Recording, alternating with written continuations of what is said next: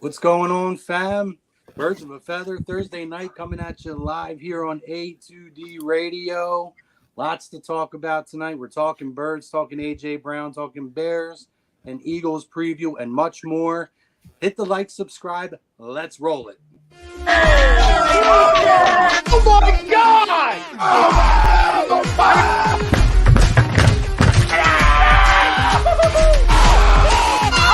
I'm embarrassed! He's flying! Welcome in. It's almost time.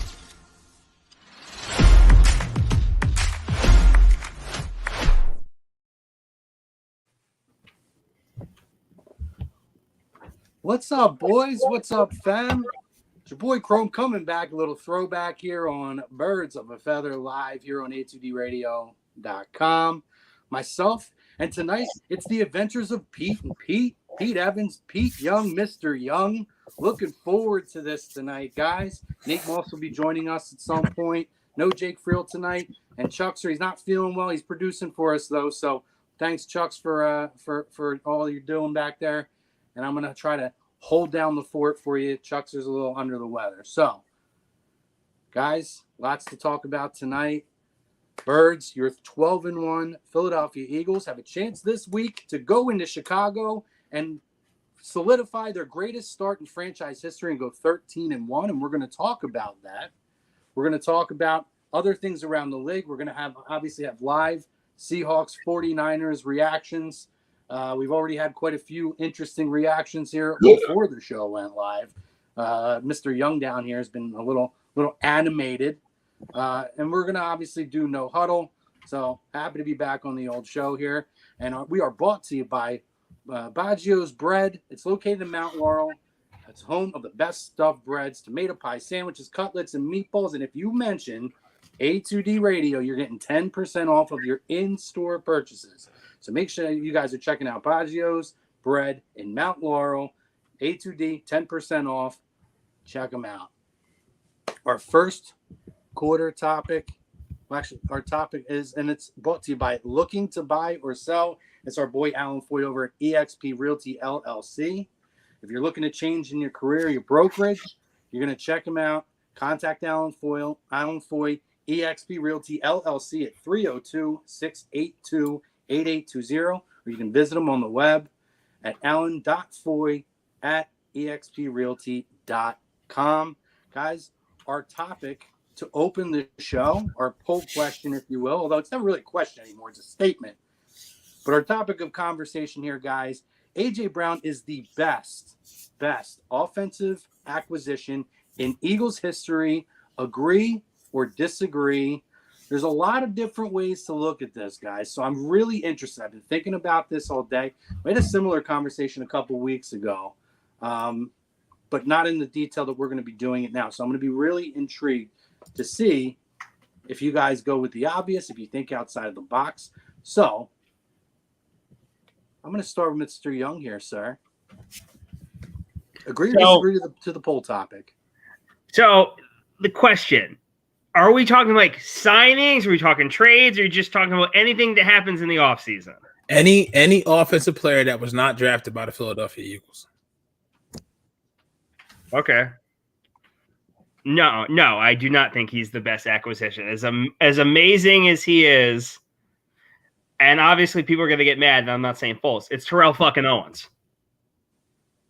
All day, every day. If there's ever been an offensive player that personified Philadelphia, it's T.O.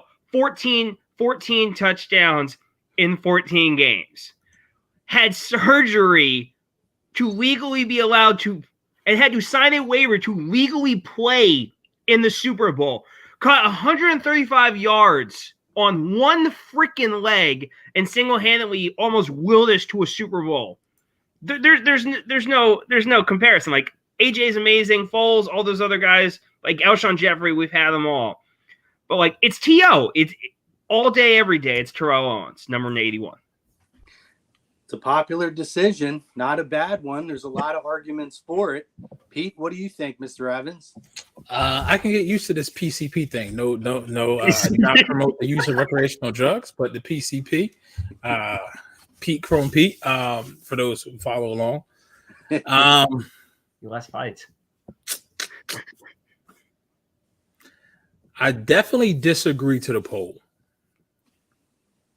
As great as he is so far through 13 games, is trending in a higher direction. I would have T.O.'s not even my top one. I probably would say the best off-season offensive acquisition not drafted. I probably would go to JP, Jason Peters. He's a sure about first-time Hall of Famer. But I mean, how do you not go with BDN, man? Big Nick. If without him coming back in that offseason, you don't have a Super Bowl. I mean, honestly, you could obviously we're not talking about skill set, we're not talking about players and what kind of career they had. We're talking about what that person did in the Eagles uniform. And don't get me wrong, while T.O. is great, probably 1A, 1B, 1C, the greatest wide receivers of all time in the game. Still, if we're talking about what they did in the Eagles uniform, his time here was very, very, very short-lived. Very short-lived. Now, some may question because Foles was originally drafted by the Eagles. And that's why I don't count it. He left. Yeah, you're not talking about his first tenure here. I'm not talking about his first stint. I'm talking about his second stint in 2017. We signed him I think it was from Chicago in the offseason of 27, whatever, or whatever he was. Kansas City. He was with Jacksonville. Kansas City. Yep. That's why I gotta go with Foles because without Foles, we don't have it. We're not looking this year for our second Lombardi trophy. We're still looking for our first without Foles. And it wasn't like he played to manage the game. The bitch, he went out and he won games with his arms. He had that drive in the fourth quarter of Super Bowl 52 after the Patriots took the lead, and he came back and he answered. So I gotta go with Foles. First of all, I'm really disappointed in you because you started off with the right answer, and you immediately pivoted to the cop. Oh, you think it's JP? It's the cop-out. The cop-out answer is Nick Foles because he happened to be the backup quarterback who stepped in for Carson Wentz. That's an absolute abomination of a pick right there. But it's fair to mention it. It's not on a T.O. level, but T.O.'s not it either. T.O. only played 14 games here. They got to a Super Bowl, but that was it. He 21. Became very unpleasant, very unhappy very quickly. It is Jason Peters, a man who is a Hall of Fame player, who was trending Hall of Fame before he got here. A guy who came off of injury, and people thought, is he going to be the same guy? And he was a staple here.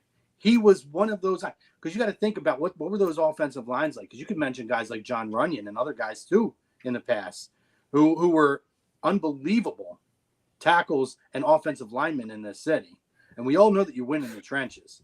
Well, at the end of the day, when you look at the acquisition of Jason Peters, have we really had a bad offensive line since then? Maybe 1 year of a down year, maybe a year of injuries. But Jason Peters is a guy who came in as a top free agent, signed a monster deal here, or they traded for him and then extended him.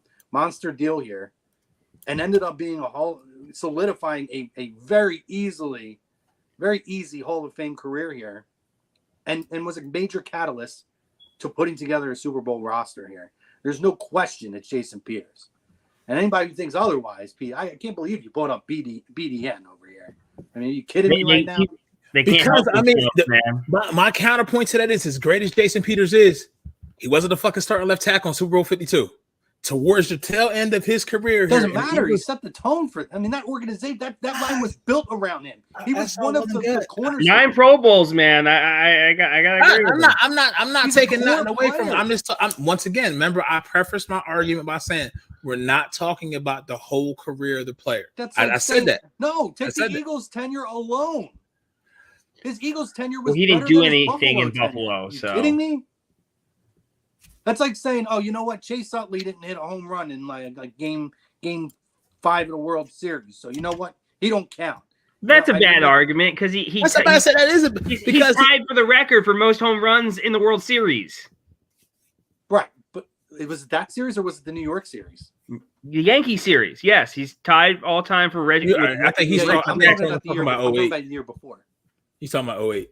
I'm talking about 08 when you can say, well, you know what, like, we don't give him enough credit. He I didn't do enough mean, in the World Series. We suck Chase Utley from the back enough around here. Come on now. A lot of reach arounds, but this he's literally one of the core guys on this team as a free agent, not drafted. They bought him in to be a core guy, and in this league, a lot of free agents don't last very long. When you get guys, even tackles in this league, a lot of these guys get hurt. You got guys rolling up behind your fucking legs and everything else. You got a running back plowing in the back. A lot of these guys get hurt and have short careers. He was a pivotal cornerstone piece to this organization that they were able to then build their line around. Then you add the pieces of the Lane Johnsons, the Jason Kelce's, and all these other guys. Jason Peters was that first big brick, that first big piece. Okay, to Super Bowl caliber team. That works for you. That helps you sleep at night. I'm still giving it your mind. No. Listen, fam, tell us out there. Then you're telling me that A.J was a better acquisition than Jason Peters. Listen, Marcus Profan comes on before us. Marcus, come on, Marcus. He don't even have JP in his top 4. To me, Alshon is more than Nick Foles. Yeah, okay, maybe. I mean, I'll give him out. I understand the TO argument. So, like, to me, it's maybe 1 and 1A. Right. And everybody wants, that's the other thing, is everybody wants to go to the skill guys. Right. But when you look at those other guys who are protecting the quarterback so that he can put the ball in their hands, I'm looking at Jason Peters all day. How can I say this? What's up, Chuck? I got to come on. I got to. Okay, so I'm going Jason Peters. Mm-hmm. All right, I'm definitely going Jason Peters. I understand Pete Evans' argument with Nick Foles because of the Super Bowl thing, but if we're going best, it's Jason Peters and FTO, because even though he was great for that season, his departure tarnishes that.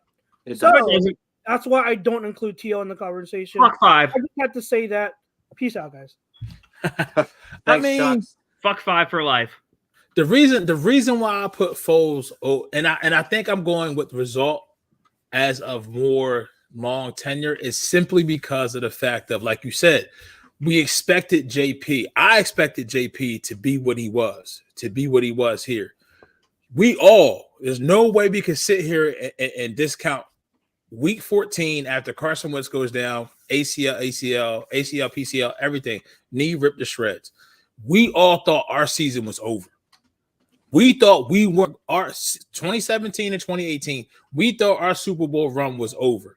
And Nick came in and CPR'd that and breathed new life into that whole season. Don't get me wrong. I get it. If you talk about cornerstone of the franchise, getting to the ring of fame, all that. All I'm going to say is Nick Foles, Jason Peters will have a statue outside the link. That's all I'm going to say. Neither does Nick Foles. A play has a statue outside the link. Is it not Nick Foles? I'm asking you a question, sir. Is it not Nick Foles? No, the statue says Philly or Philly special. It don't say Nick Foles on it. So and then on top of that, ask you another question, Pete. Let me ask you this question: does Nick Foles have a statue, or does a play have a statue? He was involved in the play. Does the play? He was involved in the play. Does the player have the statue? He was in uniform during that game, and Jason Peters was not. Or does the player have the statue? What does the statue say on the front of it? Hey man, it can say Philly. It don't say Jason Peters. Say? And then he went to go play for the Cowboys, man. I can't do that. Stop it. I'm not doing that. Stop it. We were done. Who cares? I don't care where he plays. Not doing it, yo. I can't do it. That is nonsense. So can't wait for those 5-yard false starts next week.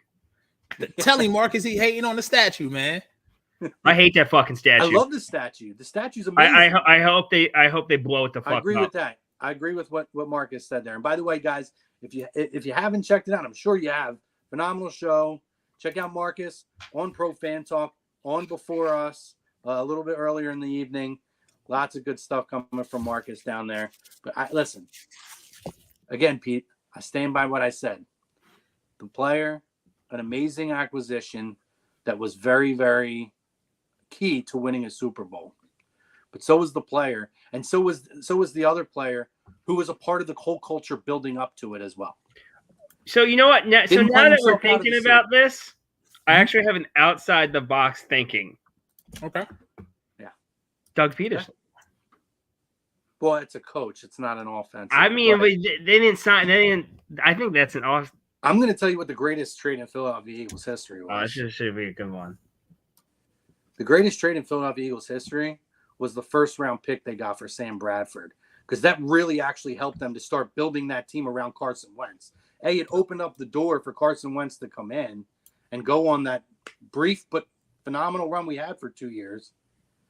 And it also allowed them to gain another piece to build, who I think turned into Derek Barnett, who Derek Barnett has not been what we expected. However, one thing you can say about Derek Barnett, he did his job. He has had a lot of big plays in big games and key moments in games. Is he still on the team? Yes, he is. Because remember, he got hurt. He's on IR. I think I honestly, I know he hasn't lived up to it, but in the next year or two, if he can just be a Vinny Curry type player, I'm Gucci with him. Be that guy who can get you a sack or two off the bench. Vinny Curry. Vinny Curry, man after my own heart. I love Vinny Curry. He'd play 30% of the snaps. He'd get fucking guaranteed 5 sacks a year. It was ridiculous.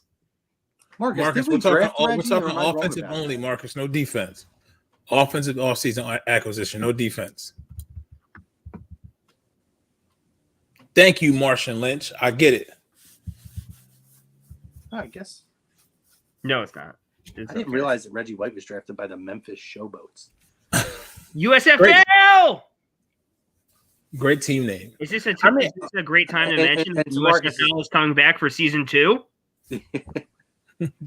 Listen, I'll answer it better after. That's fair. That's fair. I agree with what Marcus said, and I think what Tom's insinuating. Mm-hmm. If we end up on Broad at the end of this season, it's going to be a completely different list.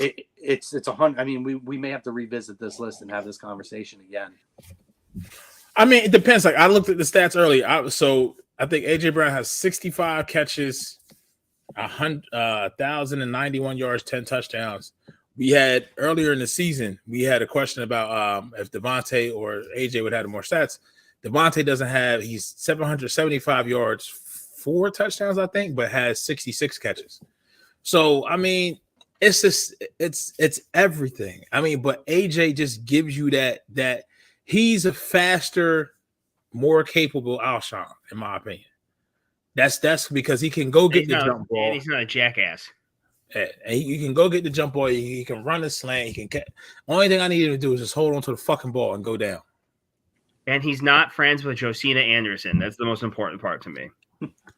Alshon and Josina may have had a different type of relationship. Wink, wink. Oh, they were fucking.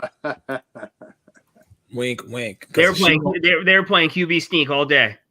I don't even know what she's doing now, as far as her profession. Being irrelevant as usual. But I mean, good convo. I mean, I can see JP though. It's hard with the bodyguard, man. I mean, because then so you would say, who else was some honorable mentions? Who else were others that you consider, but you kind of took out of the running very early in your process of when you were? Again, Alshon's one of them. Mm-hmm. I put Alshon up there. Michael Vick is one I look at, just because I think he was actually really pivotal in the development of guys like Shady McCoy, Deshaun Jackson, who, when you started seeing Mr. Young's favorite quarterback, number 5, who I'm a 5. Number 5 will always love you. He don't love nobody but himself. That's all right. I still love him. When you look at 5, though, and towards that tail end of his career, when he had that young talent, I almost felt like he was almost a detriment to them, where he started to fall off. But Michael Vick, I have very high on the list. I think Michael Vick's a top 5. That's not true.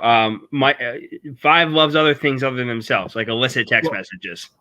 Well, that too. I don't want to derail the question, but this made me think. I saw on Facebook was a poll. It was a picture. It was a picture of Randall Cunningham, Donovan McNabb, Jalen Hurts, Mike Vick, and it said pick one. Who's the best in Eagles history? It's Randall. It's Randall without question. Listen, I love Randall. I don't think. I'm talking in their prime. Yes, Everybody with in their prime. Yes. No. It's Michael Vick. If it's in their prime, I want Mike. It's Mike Vick for me. And I think you don't get Mike Vick in his prime. You get it's. That's what I'm saying. I'm hypothetical. I'm talking hypothetical. Hypothetically speaking, everybody at their prime.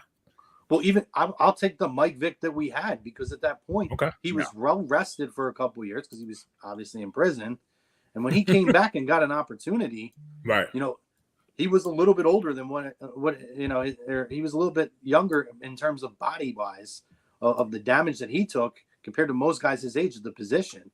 Mike Vick, and Pete said it right there. Give Randall an actual coach who knows how this. I've seen in this franchise.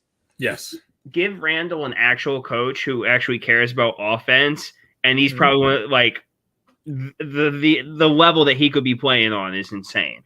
I'm not disputing that. What I'm saying is the ultimate weapon for a reason. The thing for Vic versus Randall for me is Randall's delivery was so long, and with the quick hit West Coast offense, Vic's delivery and he had every touch pass, his arm was ridiculous. And Mike Vick, to me, I think Mike Vick gave Andy the precursor to Pat Mahomes. Honestly, in my opinion. Agreed. In my opinion. And I look at guys like Mike Vick, and I know they talked about this in the special, but in that sit down that RG3 did with Michael Vick, he did with Jalen Hurts and Donovan McNabb, where they talked about it. I feel like those guys were ahead of their time, because at that point they were just called running quarterbacks, right? They were just guys who were running quarterbacks and playmakers. But if you look at what the NFL is now, and you look at how Josh Allen, Patrick Mahomes, who are the standard bearers of the position, seeing what Jalen Hurts is starting to develop into, you think about it, if you have those guys in their prime in today's game, they might be right up there, right up at the top of those guys. It's a very different game now.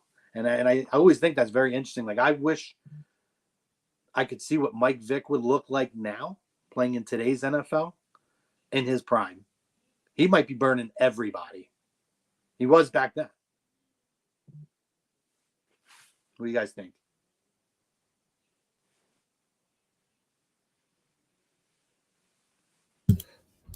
I think you're absolutely right. I think you're absolutely right. That's why I said it was, and it wasn't when I looked at the picture, and I was like, it wasn't a hard decision to come to. It's almost like I wish if we would have tanked another year, right? If we would have tanked another year and got Vic instead of McNabb, how would it have been different? Yeah. No, Marcus, you're absolutely right. I'm not discounting that. I'm not. To me, I would say Randall at number 2. Right. I just think Mike Vick was just like he was, and he was like he just had an arm.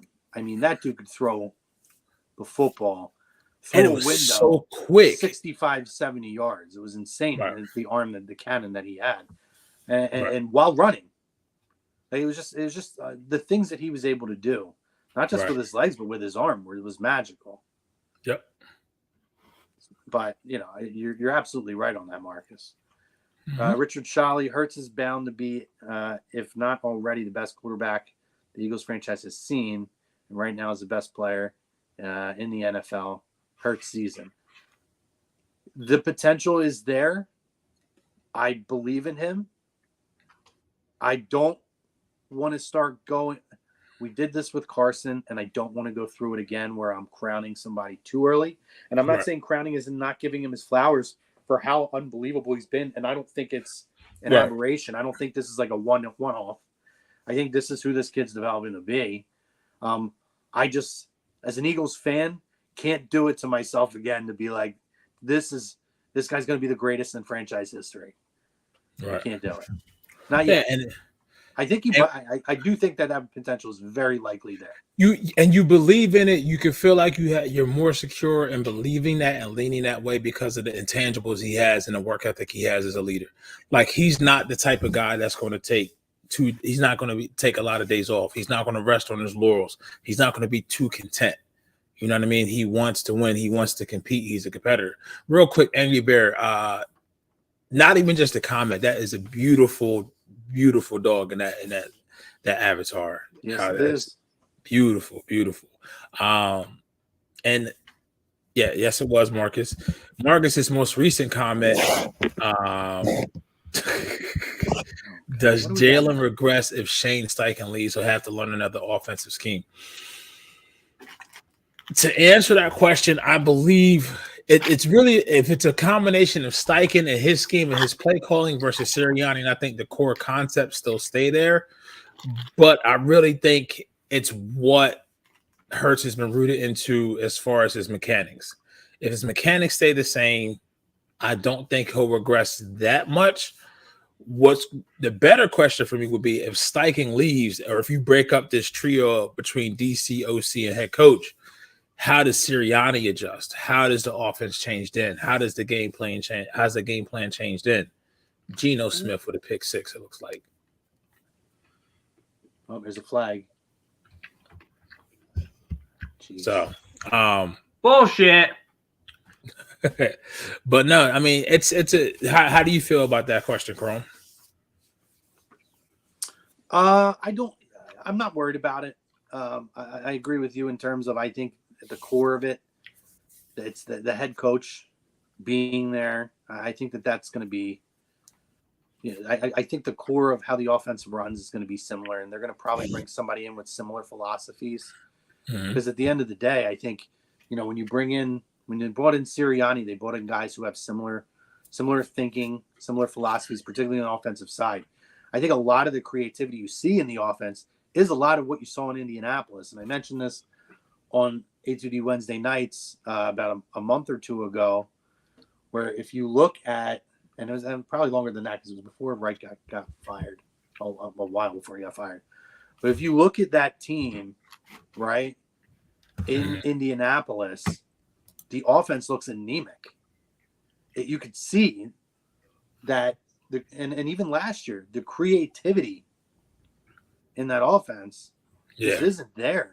It's just very, very, very blah, very bland, very I'm trying to think of the right word, but there's nothing creative about it, basically. And that's unseasoned, sir. Yeah. That's what we would call bland food, unseasoned. Unseasoned, yes. White people food.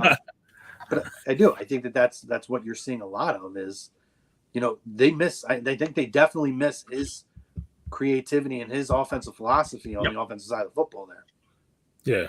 Ironically, we already have Shane Steichen's replacement in house. Who's that?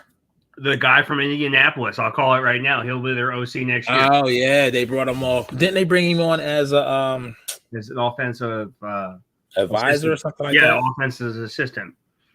What people underrated the move because Indianapolis is not playing well, right? But offensively they're top 10 in passing. Yeah, under him. So yeah, it's just not crazy. And this is where this ties me back to the poll question.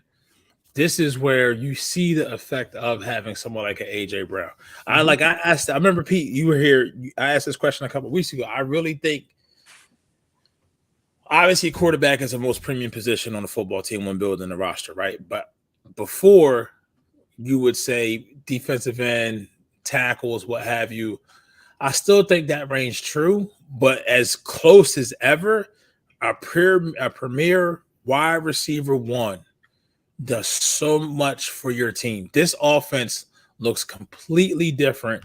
It's a lot easier for everyone. Don't get me wrong. The scheme may have changed a little bit. Maybe Sirianni learned some things, but having AJ has opened up wonders for everyone. And remember, we're doing all this right now, these last 3 games, which have been the best 3 games we played all season, in my opinion, without Dallas Goedert. So, you know what I mean? That's a whole nother dynamic that when we get him back, that is he's going to add another layer. Like it's almost to the point where now I'm in it to where there's nobody really in the NFC that if we play our A game that can keep up with us. I mean, to me right now, this season is Super Bowl or bust. That was a great catch. Wow. So, while I That was a think hell of a catch. wide receivers are super important, it all it determines the quarterback, in my opinion. Because 2 examples. Daniel Jones. They went out and they got him a premier wide receiver and Kenny Golladay. Everyone expected him to be really good. And I think he was a combination of A, he regressed, and B, the quarterback's not there. Same thing with my guy. Motherfucking money is here. What's up? Same thing with Baker and Odell. Everyone assumed they were going to be perfect together. Did not fucking mesh. So Nate Moss joining us here. Nate, poll question, man. Greatest offensive. Do you think that A.J. Brown is the greatest offensive acquisition? And if not, who do you believe is the greatest offensive acquisition? Absolutely. I'm the one who came up with the poll question. Absolutely, I agree to the poll. Why? I think he's the greatest because just look what he's like. If you look at this offense from last year, nothing's changed outside of Brown. Yep. That's it. It's Brown.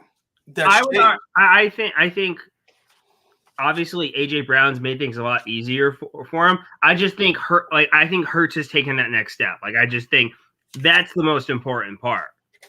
Well, I mean, obviously that's the most important part, but I think Brown is a direct reflection of that. Like you went from a running quarterback to now one of the, probably one of the best, outside of Allen, dual threat quarterback in the league. From one guy. Like he is the MVP right now. Without question, he's the MVP. If the season stopped right now, Jalen Hurts would more likely win the MVP. It might not be a landslide and not be unanimous, but he would probably more likely win the MVP. So with that being said, the fact that one piece did that, obviously Jalen put the work in, but still that one piece did that. I mean, I have to agree to the poll. Like it's the T.O. effect, but it's different because T.O. and Donovan didn't have that brotherly relationship like A.J. I mean, they did in the beginning. They were buddies. Yeah, but see, like Hurt, like I think I said this before. Hurts was at Browns when he got drafted. Hurts was at the party. Like these dudes are boys. Like they're bros. You're not just like, oh, we're bros. Like they really bros. Yeah. So that changes the whole dynamic with that. And I think, like I said, I can't you can't discount what we're seeing right in front of us. A.J. Brown doing his thing and Jalen Hurts being the MVP. And the fact that one person did that and switched that, because the offense is the same. The fact that the one person could do that, now it's like sky's the limit. Right. You know what I mean? Like now, like sky's the limit. Like how good can we really be? Right? Are we talking like, can we be in the conversations with, the Peytons and Marvs, Favres, the Youngs and Jerry, the Youngs and the Rices? Can we be that 1-2 punch that goes down in history as one of the better or best 1-2 punch that we've seen in a long time? I'm trying to think what's the best 1-2 punch now in the league right now? Allen and Diggs? Like winning or like yards, TDs? I'm just saying, if you had a quarterback, if you could take a quarterback and a receiver right now, who would you take? As a Burrow and Chase for me. Probably Burrow and Chase, and then it's probably Burrow and Chase right now. Really? Yeah. Just because look at what they've done in 2 years. Like it's insane. Look what Allen and Diggs have done. Are you serious? What are you Diggs has over 200 yards, 200 receptions. But no, I hear that. But to your point, I think Chase. I mean, you're talking to somebody who I think Jamar Chase is already the best wide receiver in the league, in my opinion. When you talk everything as far as if I'm taking a wide receiver, I'm probably taking Chase first, and then I don't think Burrow is that far off from Allen, and if you want to say obviously Jalen Hurts. I think Burrow is right there, and it's this. So that's just for me. Mm-hmm. But I get it. Like, I mean, like, I don't know if Pete and Chrome know this, but how Nate was saying how A.J. Brown and Jalen, they became cool because Alabama sent Jalen to go. No, yeah, I knew that. But not even just that. Jalen is the godfather to A.J.'s kid. Like, that's something where you almost damn near get it out the mud. And you don't have that. That's what separates them from T.O. and Donovan, because I think now you have players on your team at a high level playing above average to elite that want to do well for one another. Like, they know if I'm out here missing you on a route, or if I'm out here making a mistake and I'm costing us a game at work, I got to look at you in my personal life, and that's my brother. You know what I mean? Like, so it's a different type of camaraderie to where they got more skin in the game. And that's why, I mean, honestly, don't get me wrong, Diggs and Allen, they can have a connection all they want. Burrow and Chase been doing this shit since LSU. Like, that's very, very rare where you see a quarterback wide receiver win in the college level, end up on the same team and the pros that can still do the same thing. Like, the Cincinnati Bengals will always be a playoff threat as long as they have Burrow and Chase on the team. You could build whatever else you around that. As long as you got them two, they're going to be out. They've completely turned that franchise around. Completely changed that franchise. Yes. And there's no end in sight with the ceiling at this point for what that team could be year over year. And then adding in guys like Joe Mixon and the other pieces on that team. I mean, Cincinnati's a real player in the AFC. My argument against A.J. Brown is it's year one. I need to see a championship or at least a Super Bowl to have that conversation, like with T.O. at least got us there.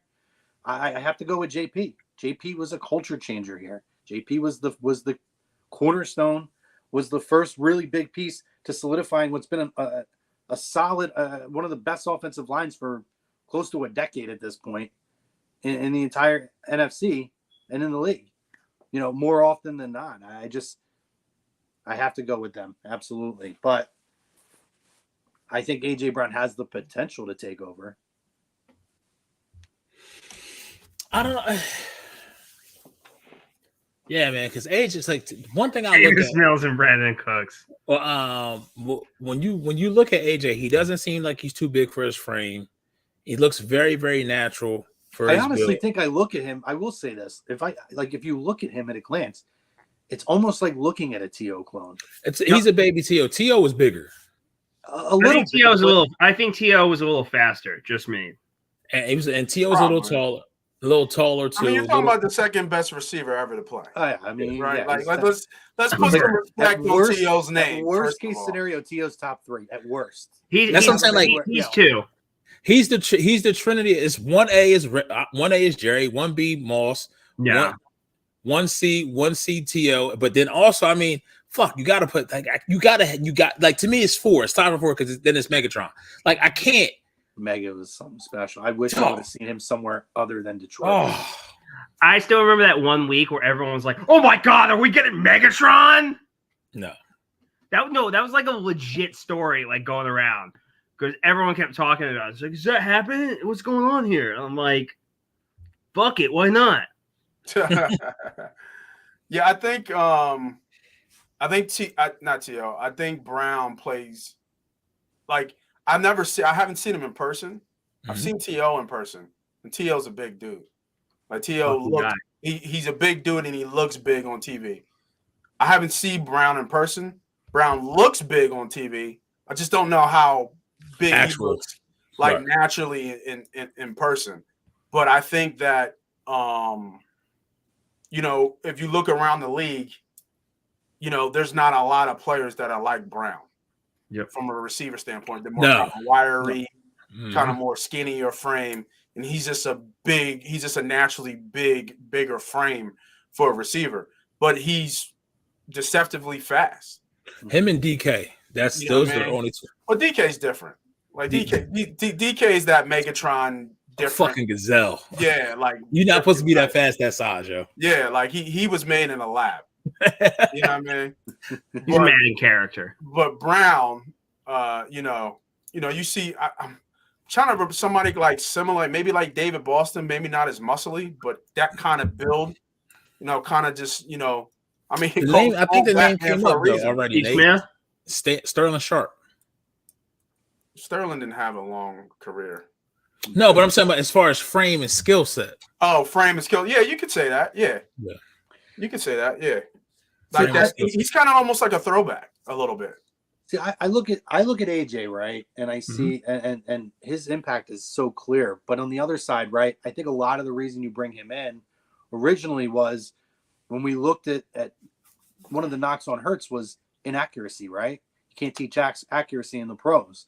So I think they looked at him as a guy who is a bigger frame, who can make the adjustments on those balls, deep balls, and everything else that Jalen might throw, to where you need a receiver who can make a play on the ball and on the defender in order to reach those balls, right? Kind of circumvent some of those inaccuracies.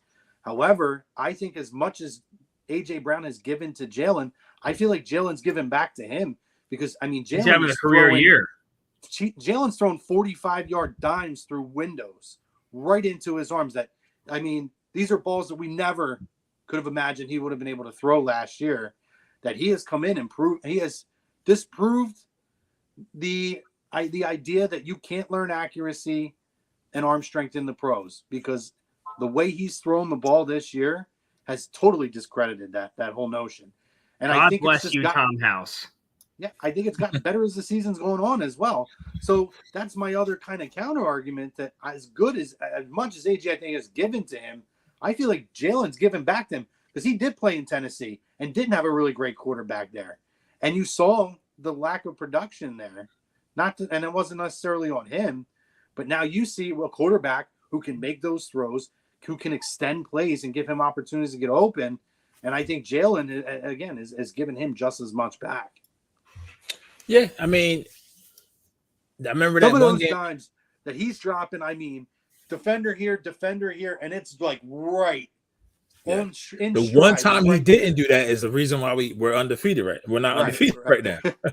Right. So ironically, he's 55 yards and a touchdown away, or 2 touchdowns away from eclipsing his best season ever. Right. Like he had spots of production in Tennessee. It just was never consistent. You know what I mean? To where now, I mean, his first 2 years, 1,000 yards each season. Last year, he was a little banged up. I remember one game was against the Raiders. AJ went for like 2 90+ yard touchdowns. I'm like, how?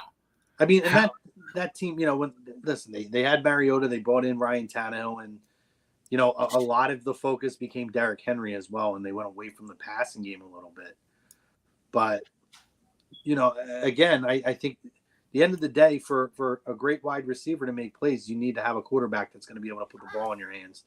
And Jalen this year has been something very, very special. And you can see, like, even that. What game was it? Was it recently that he hit Quez on that back shoulder? And we're so used to that back shoulder throw being on a dime, and how Jalen just looped it and threw it short. I want to say, was it the Green Bay game?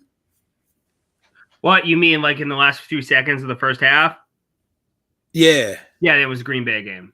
Green Bay game where he just hitting with the, and like just his ball placement is just, he doesn't have the best arm, but his ball placement and his ball decisions. I remember last year we were taking him towards the end of the year. I'm like, I knew he didn't have the greatest arm, but the inaccuracy and bad decision making last year at some points and stretches in games was just, you know what I mean? He didn't even go through his. I don't think I've ever seen an improvement like this. I was just like, it almost doesn't make it seem real. Like it almost seems like it's fool's gold. You know what I mean? So I'm just riding the wave. I don't think it's fool's gold because the offense is loaded, so it's hard. Right. You know what I mean? It's hard not to, but I don't think I've ever seen a quarterback improve this much just from reading the pocket, making his reads, and delivering the ball. In NFL throws, because to me, he couldn't make NFL throws last year. Mm-hmm. He couldn't make those I think Baldy did a breakdown of when he did an out to Quez when it was 3rd and 6, and he needed 7 yards. He couldn't make that throw last year. Like, I don't think I've ever seen anything remotely close to the improvement have. Maybe Allen, and I never would put Hurts in that category with Allen because I thought Allen's ceiling was so much higher than Hurts. Right. And I thought his talent level was so much higher than Hurts. But it's hard to – my eyes are not – like stats can be fillers, but my eyes are telling me something different. Right. And I think you're talking about that play this past Sunday where he threw that out before Watkins was even out of his break. And there's 2 things you can help with accuracy. It's obviously putting the physical mechanics with it, but I think in the classroom and the book, like he's reading better. He knows what he's getting from these defenses. He's paying more attention. He knew that coverage that he was getting, and he knew that out was there. And to throw it out of the break like that, that's also helping the accuracy. But like this, once again, to echo what Nate said, I mean, you're not just hearing it just from us. You're hearing it everywhere. No one has seen a quarterback who had visible weaknesses turn them not only just to somewhat average, but strengths to the point where I think he's number 1 in QB rating for the year. He's in the top 5 percentage completion percentage. Like, we're not just and he's doing it with his arm and his legs. He's responsible for like over 30 some odd touchdowns, I believe. Yep. If I'm not mistaken. So I meant to say I meant 32. I meant to say actually Chuck's takes. Go check out Chuck's takes, man, on YouTube, man. Make sure you go follow Chuck's. He breaks a lot of this stuff down if you're kind of into the breakdowns, man. Baldy had one, but it was Chuck's that I actually saw. So just wanted to make sure I throw that little shout out to the homie. And to our boy back, he's producing for us tonight. Well, the other thing too, and to take it a step further, Nate, you kind of touched on it. When you look at last year, even just running the RPO for the first half of the season was awful. He just was not making. He wasn't anticipating the defense. He wasn't reading the defense well enough. He wasn't making the right decisions on when to hand the ball off, when to run with it himself. It almost felt like it was. It's like the game slowed down for him. Yeah, it is. It got real easy for him. It got real easy, real slow, real simple, and he's just trusting. He's just trusting in himself. It's crazy when you watch. Yeah, like I said, I've just never seen, somebody go from running the ball 10 to 15 times every game from a quarterback position. Now we're talking about possibly being the MVP of the league. And it's crazy because when you watch him, right, and we got so used to seeing like a guy like Carson who you could see in his body language. Mm-hmm. Especially that last season or season and a half. Oh, he was checked. It wasn't right. He never looked comfortable. He still looks the same way with Washington. But there's just, you could read it. But when you see Jalen, even last year to now, I still don't think his demeanor has changed, though. It's the same guy. It's just, you see him, he doesn't get too high, doesn't get too low. He just this year, he's just letting the game come to him. And it's just like the way he's anticipating plays, running the RPO, going through his reads, dropping balls practically dropping them through straws. It's just unbelievable to see the difference of a guy. And like you guys, I like what you did there, Chucks. I like what you did there. I haven't heard that one before. Josh Allen is probably the only person, at least in any time recently, that I can think of that's made that kind of progression. I don't know that anyone has. Not in this quick. Because even Josh Allen, year 2 to year 3, he was a little bit better year 2. You could kind of see it coming. Nobody saw this coming from Jalen this quickly. Yep. No. I disagree, Mr. Wing, with being impatient because my eyes were telling me that he couldn't make the throws. Right. So, like, it's not an impatient thing. It's just it's a talent level thing. Right. And I'll be the first one to say I didn't think he had the talent to play the position the way that we needed him to play the position. Could he eventually get there? Absolutely. Could it take a couple years? Not 1 year, though, bro. We talking about an off season. It's almost like this dude off season. Yeah. Right. It's almost like it's this is wild to me to see this. It's almost like after the Tampa Bay game, he literally went into a bunker, locked himself in, and did nothing but work. Just started working. Yeah, because I ran that game, and it was such a bad matchup. You know, I mean, I knew we had no shot in that game. Once they got up, it was going to be over. But I mean, yeah, I don't know. Yeah, I don't know what switched. I think he said something in some game where it switched, like where it clicked, where he's like, "Yo, this is what I need to do." And you know, I think the one thing that actually kind of kept me on that Hurts train a little bit at the end was that he just didn't quit. Yeah, like he just didn't quit. He didn't falter. His demeanor, the way it is now, was the same demeanor. And you can't coach that. You can't. Like, there's a it factor built into that of what makes Jalen Hurts. And you know, when you put those two together and you have a little bit of talent, right, you can be a problem. And we're seeing that right before our eyes. That, you know, he's I definitely. mean, I literally dogged him every day. Like when I was doing Fan Fridays with Jake, I dogged him every week. Like I shit on this guy every fucking chance I got because I just didn't believe in him. And in the middle of the season last year, I just started to see things that just started to change my mind. Like I went out and I spent real money on this fucking jersey. Like that tells you all you need. Real money. It tells you all you need. No cheap China jerseys either. Full brand, full price. So for anyone who watched me for a year doing that, for me to go out and buy that fucking jersey, you know I had to believe. I feel like, yeah, it's just, you know, it's one of those things where, you know, when you do what we do, if you have any kind of a critique, automatically you're being a hater to somebody. But, you know, there was never a time here that I could think of anybody who said his work ethic was subpar, that he wasn't a guy who would put the work in. I think everybody always felt like he would put the work in. But to what Nate said, is the talent there? Because let's be honest, and I mentioned it earlier, arm strength and accuracy is not anything that literally never develops in the NFL pro level. Usually that's something you start developing in, like, you know, youth football, right, and high school football. Even college, it's hard to develop. And then once you get to college, you start working in mechanics. And to be honest with you, Chrome, I don't think his arm got stronger. I don't think it's probably the accuracy of it. It's the anticipatory throws. He's just trusting it more. He believes exactly. So the equivalent. He's always had a decent deep ball. Like he's always had that. Like he's had the ability to throw it down the field. Like he even did it his first year as a rookie. Like you could see the flick. It was just a little bit inaccurate. I think the two things that like Nate was like Pete was saying is he's working on the accuracy, and it's all about anticipation. I'm gonna put it here, my guy's gonna go get it, and we're gonna go from there. Yep. Were you going to say Chrome as well? I mean, let's be fair. There was a lot of underthrown balls the last 2 years. A lot of underthrown deep balls. Huh. Now that could be an accuracy. Maybe what could have been perceived as arm strength was just an inaccuracy of not anticipating how deep he had to throw the football, and it just appeared that he was underthrowing balls.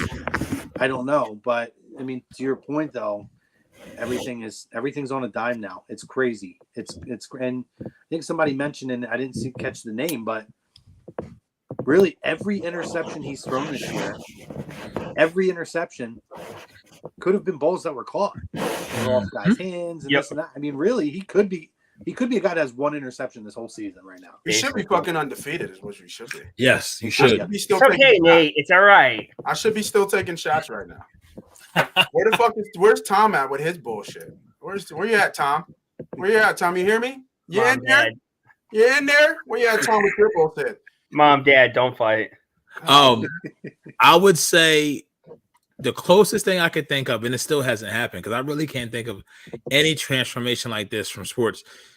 This is what we wanted from Ben Simmons. If Ben Simmons would have learned would have learned how to shoot. This is what it would have been. Did you really go there with Ben Simmons? I'm talking about if you go back a year ago, flashback a year ago, and what we were saying about Jalen Hurts. And this is the thing.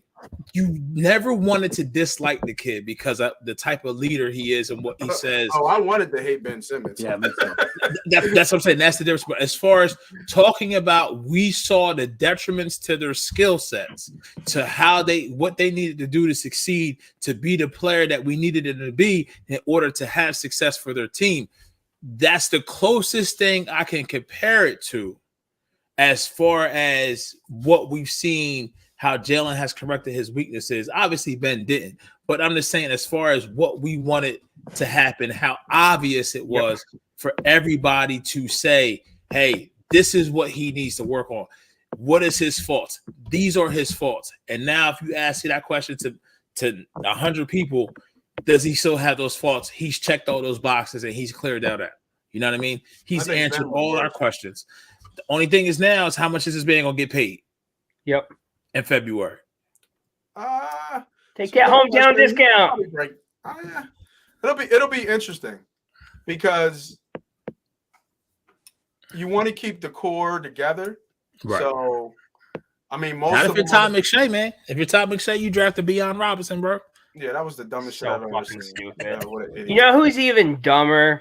And I understand he's trying to get likes. It's Chris fucking Sims. Okay. Here's why I think he's stupid. Here's the thing. I don't believe he's saying it for likes. I honestly don't believe that.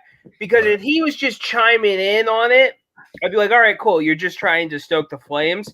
Right. This is 2 straight years where he's like fucking ranked Hurts ridiculous. If we would have did a top 40 like he did, I'm not saying everybody that he had in front of Hurts. I probably still would have ranked Justin Fields in front of Hurts. I probably would not have ranked Daniel Jones or Carson Wentz in front of. How about Kellen fucking Mond?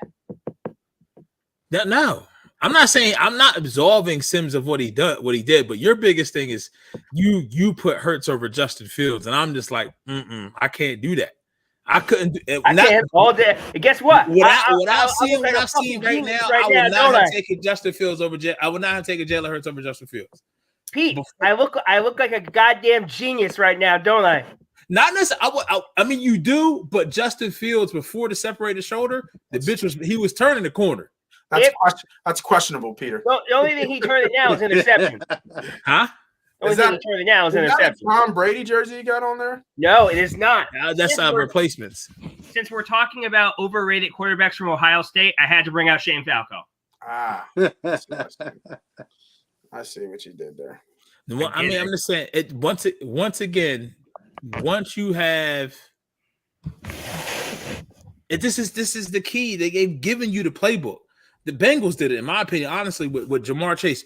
You have a young QB, you go in as an offensive-minded coach, offensive system, you catered around that QB, and you get them fucking weapons. They have not done that in Chicago. I mean, Kyler Murray just fucking sucks, and because they did that in Arizona, but you can't not do it. Hell, listen, I don't even know now. I was sticking my flag in the Detroit Lions saying they was definitely get Lamar. I don't know if they're gonna draft Lamar. I don't know if they're gonna go for Lamar. I don't know what Detroit needs. It's so great if they got Lamar. Bro, it would be amazing if they got Lamar, but Jared Goff is fucking balling. He is balling. I'm telling you right now, and this is going to make a lot of people mad. If Dallas Cowboys had Jared Goff as their quarterback right now, I'd be fucking shitting bricks. Mm-hmm. They'd be a better team. They'd be a better fucking team. Who's this? Chucks, you said you'd take Fields over the Cowboys had Jared Goff over that. If the Cowboys had Jared Goff playing how he's playing right now over Dak, I'd be scared. But yeah, give me Dak.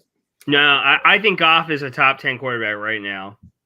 The way he's playing right now, I don't know if I go that far. I mean, he's playing super. He's playing well enough to where they're probably not going. He's going to be the quarterback for the Detroit Lions next year. Give me Dak. Gotta love contract years though.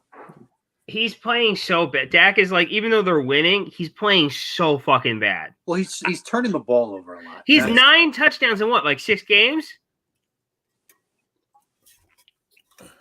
Chuck's saying Dak turns the ball over a lot. I don't know, right now I might have to go with Goff over Dak right now. Exactly. Yeah. Detroit's good. See, here's the thing. my whole thing with quarterbacks, I don't like guys who turn the ball over like crazy. Yeah. Ironically, I love Carson Wentz, so ha ha ha ha. That's my issue with Fields as well. He turns the ball over like crazy, and the same thing with Dak. Like, which is funny with Dak because his whole career is he doesn't fumble and he protects the football and doesn't throw interceptions. Yeah, Detroit is I've weird to seen a me quarterback in because a long time take so many bad sacks as I've seen Geno Smith take the last like 2 He's years. he's regressing. Well, I mean, his defense is just fucking ridiculous. That's the I only know, but he is just like but Geno's regressed too. been the Right, last he- couple weeks I've been seeing him take a lot of really The- bad. the- let the real Geno Smith stand up. What did he say? They wrote me off, but I didn't write that back. Geno, what the hell does that mean? right back. Talking Top about 10 what? Not quarterback. No, he said something. He's like, they wrote me off. After the Rams I didn't game. write back. Like, Yeah. what? The hell are you talking about? Tom's saying Dak is always overrated. I Yes. don't know that I agree with that. Well, because here's the thing. Everyone always brag about Dak, right? It's like, oh, well, Jalen's in the system. I'm like, what the fuck has Dak not been since 2016? Well, One of the best O-lines in football, great wide receivers, great running back room, Well, Dak had like one of the greatest rookie years of all time. I mean, he basically set an almost impossible ceiling for himself to start. Yeah. To where he was always going to be looked at a guy who, if you're basing him off of what that first year was, he was never going to live up to an expectation. But I think he's a very good quarterback in the league. And despite throwing a lot of turnovers right now, I actually think he's been durable through his career. He's typically been a guy who makes really good decisions with the football. And I mean, I think he's been a top 10 quarterback for at least the last year. Up until last year, or maybe this year. He was better year over year over year over year. He was getting better. Who's that, Dak? Yeah. Yeah. He's not clutch. Like, he's a great regular season quarterback, but the second the playoffs come around, he chokes. When's the last time you seen a clutch cowboy? Right, that's Dallas. He's just wearing. If you put a different uniform, it's probably different. Real quick, 40 Bro Lou. I was not comparing Jared Goff to Lamar Jackson. I was saying they may not view the fact that they need to get Lamar. Obviously, Lamar is fucking complete. If you put Lamar in Detroit, bitch, Jesus. Maybe you don't want that fat contract. Maybe you look at someone like CJ Stroud or Bryce Young. You're like, let's ride. So that's what Pete's saying. It's basically, if Jared Goff can be this guy, maybe you don't have to put as much money in. And you can allocate those funds elsewhere to build that team out even more. Like they're both free agents at this point. They don't even have. I was saying they would have to trade for Lamar. They don't even have to trade for him at this point. Yeah, I don't think Lamar's going back to the Ravens. He's gonna get franchise tagged this year. Would it be the second year? Or did he get franchise? No, it's his first year. No, it'll be his first year. He's still under contract. Oh, okay. Yeah, but everything I've seen, I mean, if they don't, which it doesn't look like they're going to come to a contract agreement, he's going to get franchise tagged. Well, yeah, because I mean, he needs to get paid like a top 5 quarterback, and they're not going to pay him.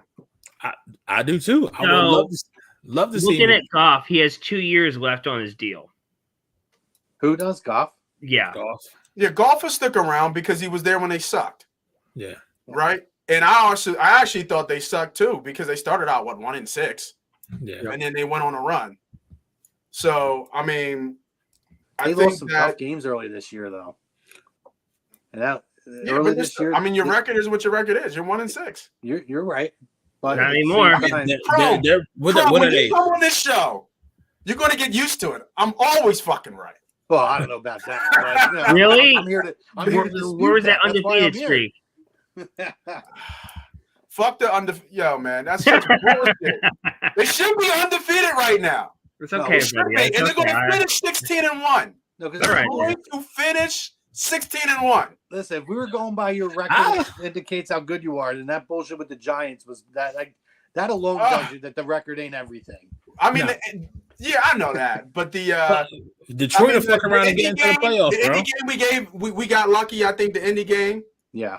Well, we tried to get that. Oh man, like they really should be undefeated right now. They really should be undefeated. Better to be lucky than good. Taking shots right now. That's what we should be talking about. Me taking shots.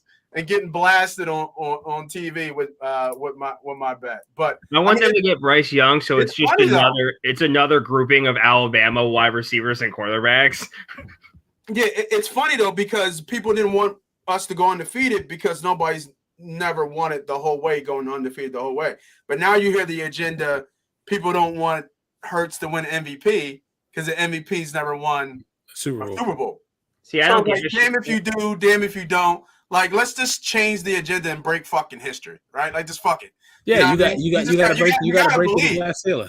You got to believe. If he did this now, right, and we get the number 1 seed, which is very likely, and to get to the Super Bowl is going to Philly. Who's going to beat us in Philly? Yep, nobody. It's tall task, that's for sure. I think the thing I don't get that always bothers me. So when they were talking about the undefeated thing, everyone's like, "Oh my god, they need to pay attention to it those final few weeks. Like if it's the last game of the season, you have to have all your starters play." And I'm just like, I don't give a fuck. Honestly, I'm gonna tell you right now, and this is because old boy stuck. I don't want no smoke 40. I don't want no smoke on here. We can do it again, Tom. Old boy stuck his foot in his mouth, right? You jumping on Facebook. You jumping on where you at, Tom? Jump on the pod. Get ready, Chucks. Get ready. Where you at, Tom? Huh? Where you at? You in there? Get ready. No, real quick. I don't think. I think Christmas Eve's game is not going to mean anything. No, I agree with you. I don't think the bitches is beating Jacksonville this week because they got their hands full this week. They better not be Mike and the gang better not be overlooking the Jacksonville Jaguars this week because they're gonna have their hands full. And this is the other thing. Like I said, I just saw Mr. Wing said it's going to be extremely difficult to beat Dallas 3 times. Listen, they got to go on the road regardless. And whether they got to go to the NFC South winner or they got to go see Minnesota, they got to go on the road regardless. It's not happening for them. They not going to try because they're going to try to throw the ball and rock with CD, and it's not going to fly. The way I would be scared of Dallas if they just fucking ran the ball 50 times a game between Zeke and Pollard. That's when I'm scared of them. When they make it have 20 pass attempts or less. If they got this dude throwing 30 or more times, I'm not concerned. To Chuck's point, I don't know that in the first, if Dallas gets Tampa Bay in the first round, Tampa, I don't know if I like that matchup for them. They beat Tampa. No, bro, you got to think they got to travel. I mean, they don't. When's the last good road game outside of that Minnesota shit that they had? And until I see that offense, that's true. Until I see Tampa's offense beat Tampa's offense, they beat Tampa. I think it's a better matchup than what people give it credit for. Could be. I mean, I don't think it's going to be Tampa's not the same run defense they were when they had the run. And then I don't know how long Vita Vea is out either. That offense is stagnant. You know what I mean? And it's not explosive. It's a lot of dink and dunk. You know what I mean? They can't really run the ball. They don't have that balance like they used to. I think Dallas wins that game pretty. Like what's the matchups now? If it ended today, Dallas would play Tampa Bay, I believe. So that's the two. Dallas plays Tampa Bay. Well, hold on. Who does the Vikings play? The Vikings would play Washington or the Giants. Let me see. Who would? Because Dallas would be 5. Dallas would be 5. Let me look at the. That means Tampa would be 4. Tampa would really be in the. Oh yeah, because they would win the division. So the Vikings will play the Giants, and then the 49ers will play Washington. And 49ers will play Washington. So I'm bringing it up now in the playoffs. So yeah, because Washington is the 6th seed, and the Giants are the 7th seed. Yeah, so it'd be the Vikings and the Giants, San Fran and Washington, right? And then Tampa and the Cowboys. So Cowboys would win, San Fran would win, and the Vikings would probably win that game because it would be in Minnesota. So yeah, it would be the Cowboys coming back to Philly. Right, it'd be Cowboys coming to Philly, yeah. It'd be the Cowboys coming to Philly and San Fran going to the Vikings, and then the NFC Championship will more likely be San Fran coming here. So, would we play the winner of Dallas and Tampa, or would we play one of the others? We play the lowest seed. Lowest seed remaining. Yeah, whoever's the lowest seed, we would play. Because Washington's not beating the Niners. No. Get that. No. It's okay. Giants are going to beat Vikings, then we're going to... Maybe. I think it'll be a closer game than what people give it credit for, but the problem is New York's offense. Like, it's just Barkley. What offense? Yeah, exactly. It's just Barkley. Now, if Barkley gets loose, then yeah, but I mean, I don't know who's going to stop Jefferson on the Giants. This is a very hot take right now. I don't think the Giants make it. I'm gonna tell you, if fucking Detroit wins this Sunday, I'd laugh so hard. It's going to be Detroit has the Jets. That's going to be tough. Remember, like 3 weeks ago, Dable was like coach of the year to everyone. I don't want to play Detroit in the playoffs. I'll tell you. That's what I'm saying. I think Detroit can run it. If Detroit gets in, if they're the 7th seed, they will be playing. They will be playing Minnesota at that point. Yeah, I don't want to. I think Detroit is not a good matchup for us. No, and if they beat the Lions in the first round, that's who you play. Yeah, that's who's coming to Philly. That'll be a really tough game. That'll be a really tough game. Just Deuce's because they can score with us. Yeah, right? That's the only thing. I think they can score with us. You know what I mean? And you know, they got waves of running backs that we haven't really seen yet, I don't think. And then now they got Jameson Williams, who, by the way, Pete, can play in the fucking NFL. Just want to let you know that. Well, in one play, we're making that notion of a one pass. Doesn't matter. They got DJ Shark, Jameson Williams, and Amon-Ra St. Brown. Jesus Christ. That's how did Detroit get this good? How did they get like this? Because out of nowhere. They've been trashed for years. Gino got They started drafting linemen, right? They built it through the lines, yeah. They started drafting linemen, and then they started going to skill positions, and golf is actually panning out for them is what it is. You know what I mean? I don't know. Jesus Christ, another fucking flag. And they got a top 5 pick. Yeah, and they got another top 5 pick, which they probably should pick a quarterback. Yes, pick a quarterback. Oh, well, yeah, because then you don't have to play him right away because you got Jared Goff there. Yeah, let him sit. I mean, that's what we've seen. That works. These quarterbacks that sit, they tend to do better. Mm-hmm. So let's move on to quarter 2 here, guys. Let's get to the Bears-Eagles preview since we started talking about games coming up this week. Right. Our second quarter brought to you by whenever you're ready, Chuck. He texted me like 45 minutes ago. It was like, let me know when you're ready for quarter 2. And we just all went off on a tangent. Yeah, it's my bad. I think second quarter is a specialized physical therapy, I think. If I'm not mistaken. I'll read it when he pops it up. What is it? Second quarter sponsor. Is it the bread place? No, that was the lead-in. I want to say I think it's specialized. It's physical therapy, right? It is now. Quarter 2 brought to you by Dr. Paul Vidal, Specialized Physical Therapy. You can find him in Burlington and Cherry Hill, New Jersey. Find him on the web, specializedphysicaltherapy.com. No appointment necessary. Make sure you guys hit him up. Check out the doc. You got anything going on, specializedphysicaltherapy.com. Chuck's will pop the graphic up in a few minutes, but let's get into quarter 2. We got Eagles-Bears preview, guys, and I want to hear what your keys. Let's go with what is your key to the game? Your biggest key to success. Oh, and here we go. Also, Alan Foy at eXp Realty LLC. We read that one already. Looking to buy your home. Well, we're going to read it again. We're going to buy a home. We're going to sell a home. Check them out. Alan.Foy at exprealty.com or call that phone number.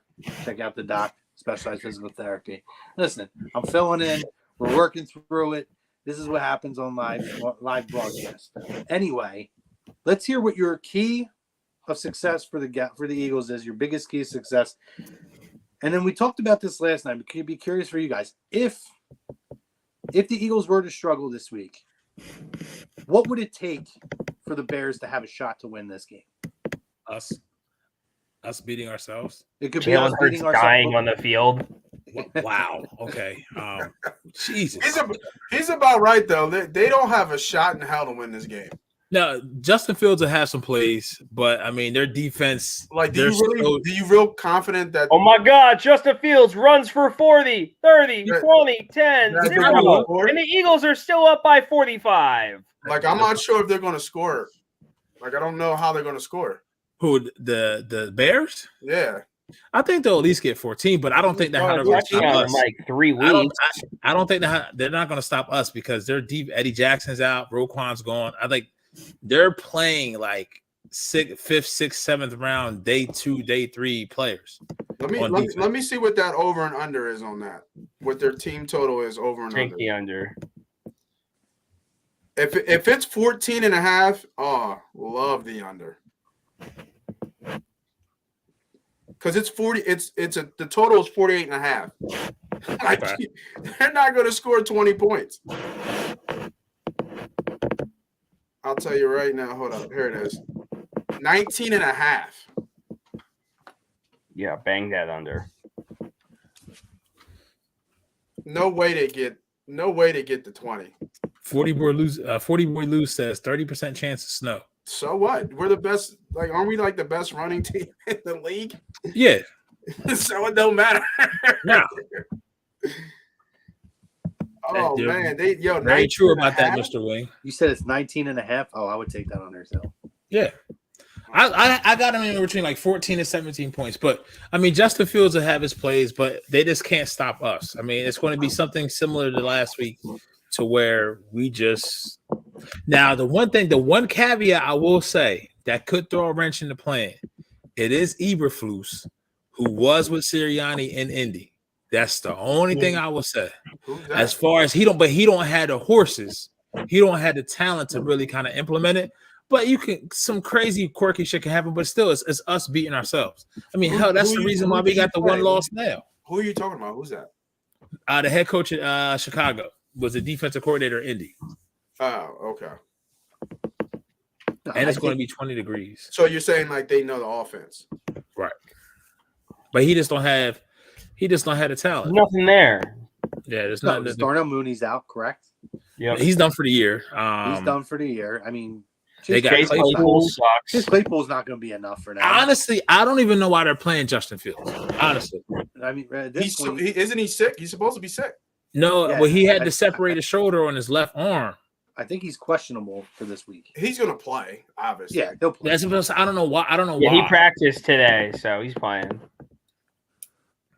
But you look at that. I mean, you look at it, and really, like you said, they don't have the horses to run. Yeah. And so, really, you know, the whole thing is you just have to control the running game. Literally, just QB spy on the whole game. Like literally, I don't care if anything happens. Like you can get your yards however you want, as long as you're keeping him from running the football. That's all I give a shit about. So here you go. Give you a free play right now. You know how we do it on Money Pot on Sundays, so make sure you check us out for some plays. But first half, taking birds first half -5.5. Oh. Okay. Betting that bitch right now. Pete look like you about to put some Christmas money on that thing. Like what? 5.5? I took the McCaffrey odd boost tonight, so. Yeah. I heard what's his face's hit too. What's his name? McAfee's same game parlay hit. He had over 80 yards, I think, for CMC, him to score, and Kittle. I think it was like 7-1. Oh wow. I didn't see that one. Yeah, 7. Yeah, plus 7. I think it was plus 750 on it. Yeah, I saw on Twitter.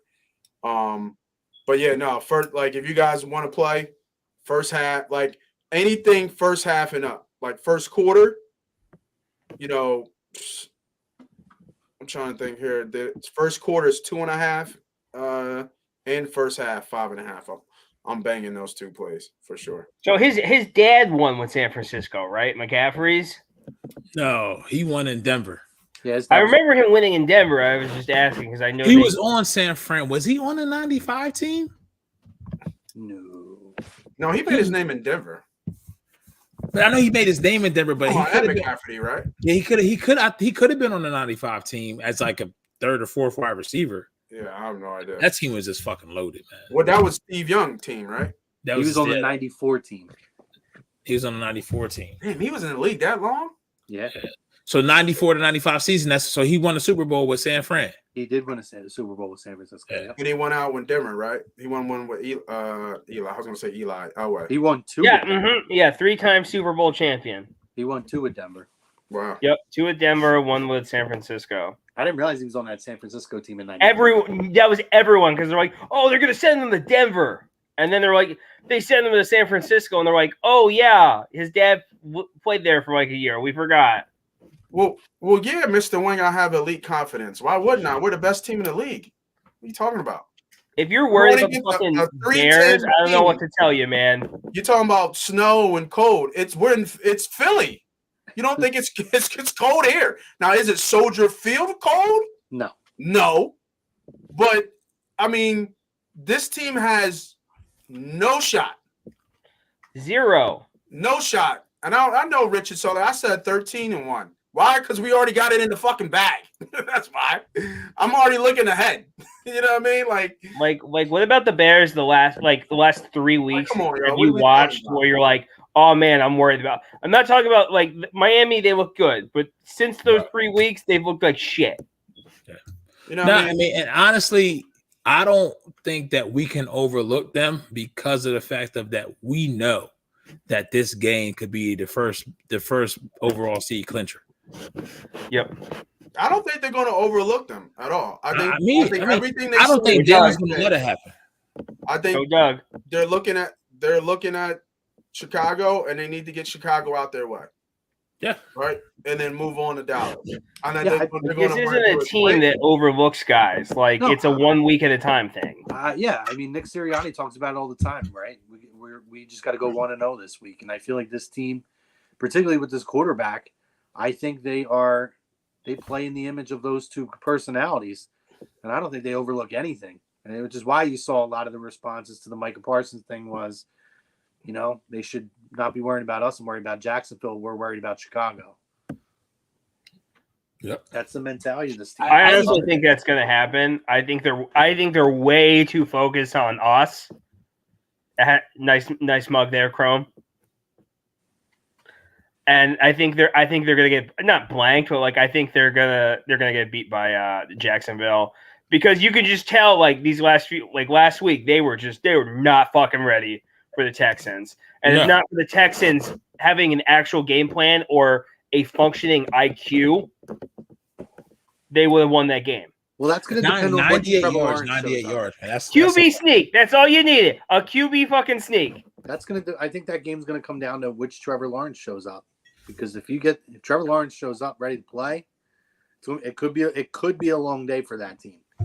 And I'll tell you what, and the defense ain't no joke in Jacksonville either, bro. No, and if you look at over the last couple of weeks, Micah has not had a great last couple of weeks. Been a few weeks since he's had a sack. He really hasn't been much of a factor over the last few weeks. Now, I mean, obviously, I think we go on agree. I expect that to break at some point, but it's gonna be a long day in Jacksonville if Trevor Lawrence is ready to go. Yep. What do you have last week? 368, 2 touchdowns on a running touchdown. Evan Ingram had Robbie Gold, 10 catches, 152 with 2 touchdowns. That's Listen, scary, man, because he had a career game. He's coming off a career game. Evan Ingram. Well, that and Lawrence, yeah. Well, no, Lawrence he's had a couple. Remember the game, the Chargers game where they blew the Chargers out? He was on the popping in, and then it's just been inconsistent. But I think with Doug Peterson having familiarity with the Cowboys, how they run it with Kellen Moore, the defense, Trayvon Walker and them, Josh Allen and them. I like the offensive line. It's just really, and then the other thing for the Cowboys is their secondary injuries are piling up. Trevor Lawrence, real quick, I mean to cut you off, but go ahead. Minus the Detroit game, which he wasn't great on December 4th, where he threw for 179 at TD. His QB rating was only 82.6. He has been balling 4 out of the last 5 games. Look at just yards: 235, 259, 321, 368.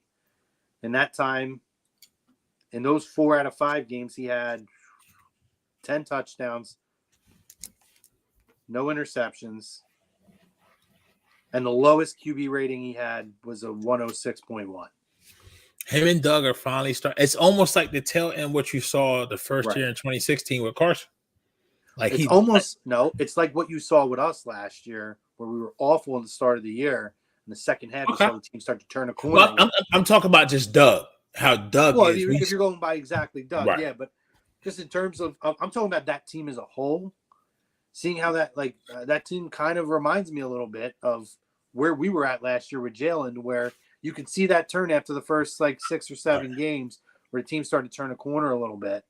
It's almost like seeing that with Jacksonville. They had their struggles and everything going, and then they kind of just twisted it around and shifted it around, and they ended up playing much better. And that's what you're seeing with Jacksonville right now. Mm-hmm. That's it. I mean, like I said, if Dallas gets to 4 losses, the next week doesn't matter because nobody can catch us at that point. Yep. Nobody. That's why I said this game, whether we consider talking about the bets in first half and all that, as far as the game, winning the game, the Eagles know they got to have it. Yeah. They got to have it. They can't take their foot off the gas yet. Do either of you guys have producer access? I do. Just to pop up some comments for a little bit. Chuck's had to take care of Grayson for a few minutes. Yeah. But, I think that's going to be a very interesting game there. But you guys have player of the game, offensive, defensive for the Eagles? I'm going to go Miles Sanders because of the weather. You know what I mean? Mm-hmm. Yes, John Don, we 100% did that. You know who else has character issues, like major character issues? Will Anderson, and he should totally fall to wherever the fuck the Eagles are at. You guys, if we get Anderson or Carter, this will be the 3rd year I've gotten one of my guys. I'm trying to think here. Player of the game. I'm gonna go with Goddard. Is he actually going to play him? I think he's going to play. That's me. I think he's going to play. I would save him for Dallas, but that's just me. I mean, and not if the Dallas game doesn't mean anything. I don't want him to come again. I don't want him to come back against Dallas. He may be on a snap count this game, but I would like to see him in there. Yeah, I don't know what to do with that. I have him on fantasy, and I don't know whether to play him or not. Playoff season for fantasy, boy. Yeah. I have him or Njoku. And Joko is streaky consistent, and especially Deshaun likes to throw to his tight ends. But it's a bad matchup. No, it is. They're playing Baltimore, right? Mm-hmm. Baltimore is starting to come around. Roquan is starting to settle in. Yeah, it's not the best. It's not the best matchup. Like even now, I took a gamble on Ayuk today. He's shit in the bed. No, does he have any target? He had no targets or nothing. He's got a couple targets, but because Debo, you think he would feast because Debo wasn't playing. Yeah, it was either him or Thielen. And Thielen's always like a 4 for 40 guy, and he may get a touchdown in there. Yeah, but he just came off a big game, so that's why I went the other way. Yeah, Ayuk 2 catches at 19 yards. Yeah, he shit the bed. I mean, it's called pulling Walker though. I had Walker in there and I took him out. Who did you replace him with? ETN. Oh. And Dallas cannot. ETN's been shitty.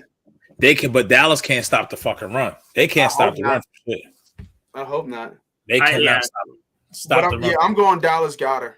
I don't want to get too out of getting fantasy, but yeah, I think I'll go Goddard if he plays.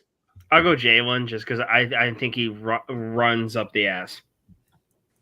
Run up the ass. Wow. Okay. He's gonna run up the ass, man. He's gonna run him into the ground. There you go.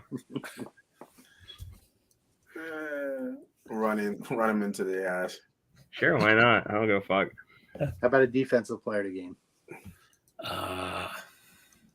Don says Quez Watkins. Defensive player of the game. Let me take a look at something real quick. Jordan Davis. Kenneth Walker did with a big run, Nate. Man, shut up. Damn it. I saw that. Like, fuck. As soon as I talk this bitch up. All right. As soon as I said something. Oh, good play, Nate. He's about to hit his numbers. Hopefully, if he scores, that'll be ass. That'll be really hot. Defensive player of the game. Defensive player of the game? I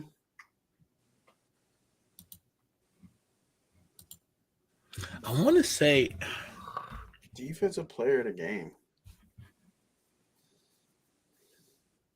Who's going to be around the ball a lot?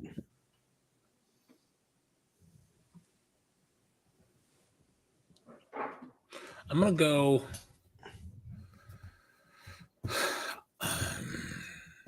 We have one player with double-digit sacks right now. I'm going to go Josh Sweat. Good one.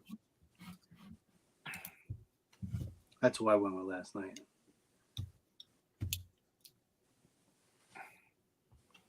Yeah, Stoley says BG.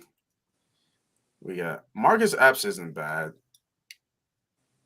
I like this one. Edwards or Epps? I'm gonna go TJ Edwards. I'm gonna follow on Lynch. That's a good one. I think TJ has a solid game.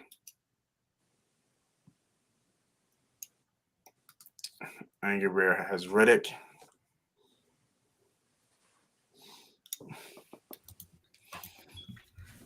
What you got, Peter? TJ almost has like 120 tackles already. Yeah, and we got four games left. Ridiculous.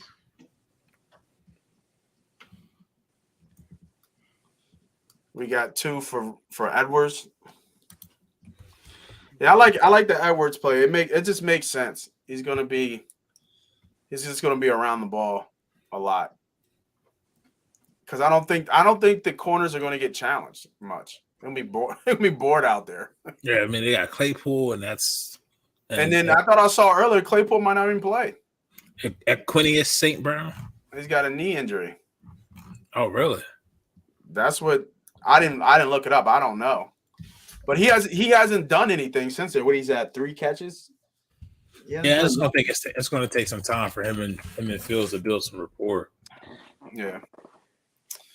Who was playing safety for us this weekend? I think Harris is going to play. I would think. Yeah, Harris. Yeah, it sounds like Anthony Harris is playing. Yeah, Chase Claypool did not practice yesterday or today. Do you guys have score predictions? A lot to a little. I like 34-18. 33-3. That'd be great. Oh my god, I would love that. All the good ass whoopings are always against the Bears, which is always hilarious.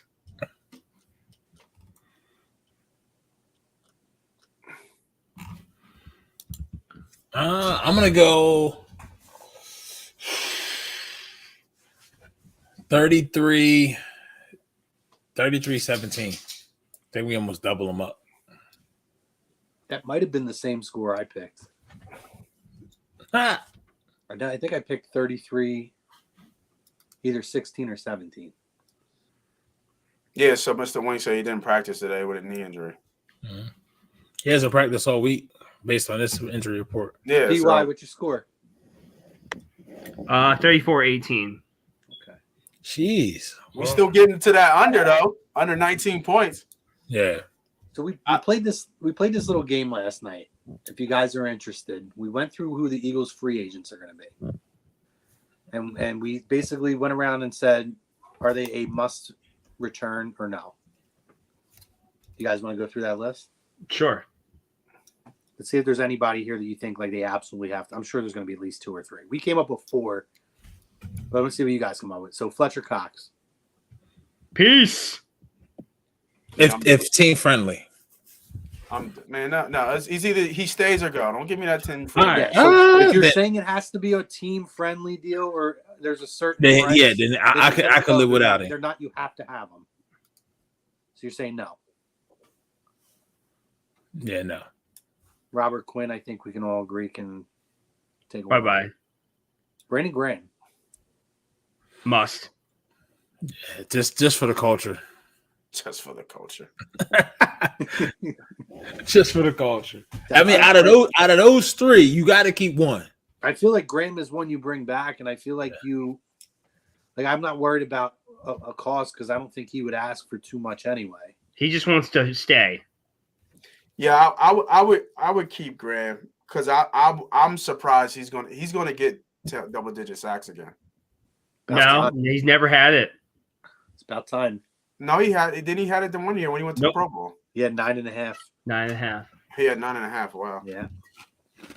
Javon Hargrave. Resign. Peace. No. I let him. Well, I think he's going to get priced out. Yeah, that's not that piece. He's going to cost too much. Yep. Kelsey's kind of. I say yes if he wants to come back. Door's always open for him. Yeah. James One of the Bradbury. greatest Eagles of all time. Yes. Resign. I think James Bradbury is an absolute must bring back. I don't know why he's not re-signed already, to be honest with you. What do you think, Nate? That's tough because we have that high draft pick. Unless you're getting Joey Porter Jr. He'll be there. He'll be there. I feel like they're going to trade. I feel like they're going to, knowing that Jalen is going to be getting an extension, I feel like they're going to trade out of that high pick for more draft capital over the next year or 2 years, because I feel like they know that they're going to need to fill needs through the draft when Jalen's out of his rookie contract. I feel like it's all going to depend on who's there. Like if the top guys like Carter or Anderson are there, I think they'll take one of those. If not, I think they're trading down to go get assets. You also got to think like, well, no, you'll get to the person that I'm gonna bring up when you talk this to talk about how your thought process is for the draft. Yeah. Isaac Seumalo. Peace. Yeah, I'm a piece on that. Actually, you know what? Because you got who you have behind him? I think what we said last night, right? Because Andre Dillard's another one. I think you let him walk. I think we basically said if Kelsey decides not to come back, then you have to bring back Seumalo because you don't want to lose 3 offensive line. Yeah, that's how I was thinking. Like you can't lose that many up top. Yeah. I think he's more contingent on whatever happens with Kelsey, but Kazir White. Peace. I'd love to keep him, but I think he's going to get paid somewhere else. Yep. Not just that, you forget you got. You also have Nakobe Dean in the wings. Right. Exactly. You already have his replacement. TJ Edwards. Must. Yes. See, I'm thinking Dean replaces Edwards. No. I think he replaces White. Kazir's hurt right now anyway, right? No. Well, he is, but I think he's going to play this week. I think it's safe to say Sue and Joseph are luxuries. If they want to come back, whatever, for a small thing. And if I'm letting Cox go, I'm re-signing Sue. Yep. I would love to bring Sue back. It's if he wants to play a full year, though. I could see him doing the old, remember Roger Clemens would come back late in the year every year? Mm-hmm. I can see that being Sue over the next couple of years. When week 12, all right, I'll be back. Yeah. Yeah, I can see him being that guy. But I would love Matthew special. I mean, I'm a Husker fan, too, so it's nice having one of the Husker goats on the team. Boston Scott. Peace. Yeah, Zach Pascal. Miles Sanders. Peace. And I have a feeling he's just going to be piecing us. As he should. He got to get his bag. If the number ain't what he want with that, I think the Eagles will definitely make an offer. I think they make the offer. I just don't think the offer is going to be what he wants. Of course. I don't want to say that running backs are a dime a dozen, but I feel like none of these running back contracts after the rookie deal pay off. They just take too much of a beating. Yeah. I mean, Miles is like the only guy I can think of that it's working out for. Miles has had a hard time being healthy through his rookie deal. I mean, this year he's been amazing. I can't knock him, but it's a rookie it's a contract season though. Yep. It's funny. I was talking this to somebody. It's funny. Everybody who's in a contract year is balling right now. It's insane, including Hurts. Yeah. Right. That's people forget about that. Like he's balling on a contract year. I remember the rapper Rich Boy from Alabama, the one who had Throw Some D's on it. One of his second songs is Let's Go Get This Paper. It's like everybody, it's a free agent for the Eagles. Like they listened to that song and that was they motivated for this year because but like the sentimental shit, like if they who's 24 about to go for a touchdown. If you sentimental, it's like they win a Super Bowl. It's like, what are you going to do as far as the emotional ties to these players? You feel what I'm saying? So we'll see. Who else? I'm waiting. You saving the best for last. Real ones are Gardner Minshew. No. Yeah, he's gone. It's okay. We're finally gonna get Marcus Mariota. Oh God, please no. Yes, please, all fucking day. I want Marcus Mariota and Jalen Hurts like on the field for specific plays just to fuck with people. No, please, I'm good. And the last one obviously is Chauncey Gardner-Johnson. Double yes. Yeah, I would say he's the one I'm shocked hasn't been re-signed yet. I mean, I know he's hurt now, but I thought he would have been extended before he got hurt. Yeah, that's going to be costly. It's going to cost you to keep it. And that's the reason why he's not going to take anything less than a top contract. Yep. As he should to keep him. But I think you have to keep him at this point. That's pretty much it. I mean, a couple names are Marcus Epps. Epps has been surprisingly good this year. Remember, y'all looked at me like if I you had bring him back, I don't think eyes. it's cost you a lot. I'm keeping him. Yeah, you get him cheap. Yep. And you get a starter. He's a thumper. He has no regard for his body at all. He has no regard for his body or anyone else's, and I love the fuck out of him for it. He is Ivan Drago. If he dies, he dies. It is official. The San Francisco 49ers have clinched the NFC West division.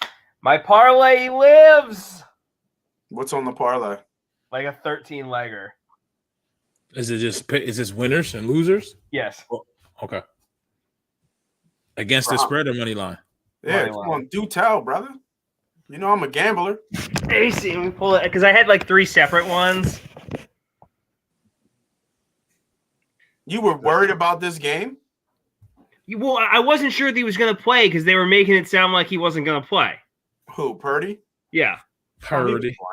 And I had no fucking clue who their backup was. I'm like, he wasn't giving up that spot in San Fran. You crazy? He not giving up that spot. Yeah, no. I mean, if he had 1 foot, he'd still be out there.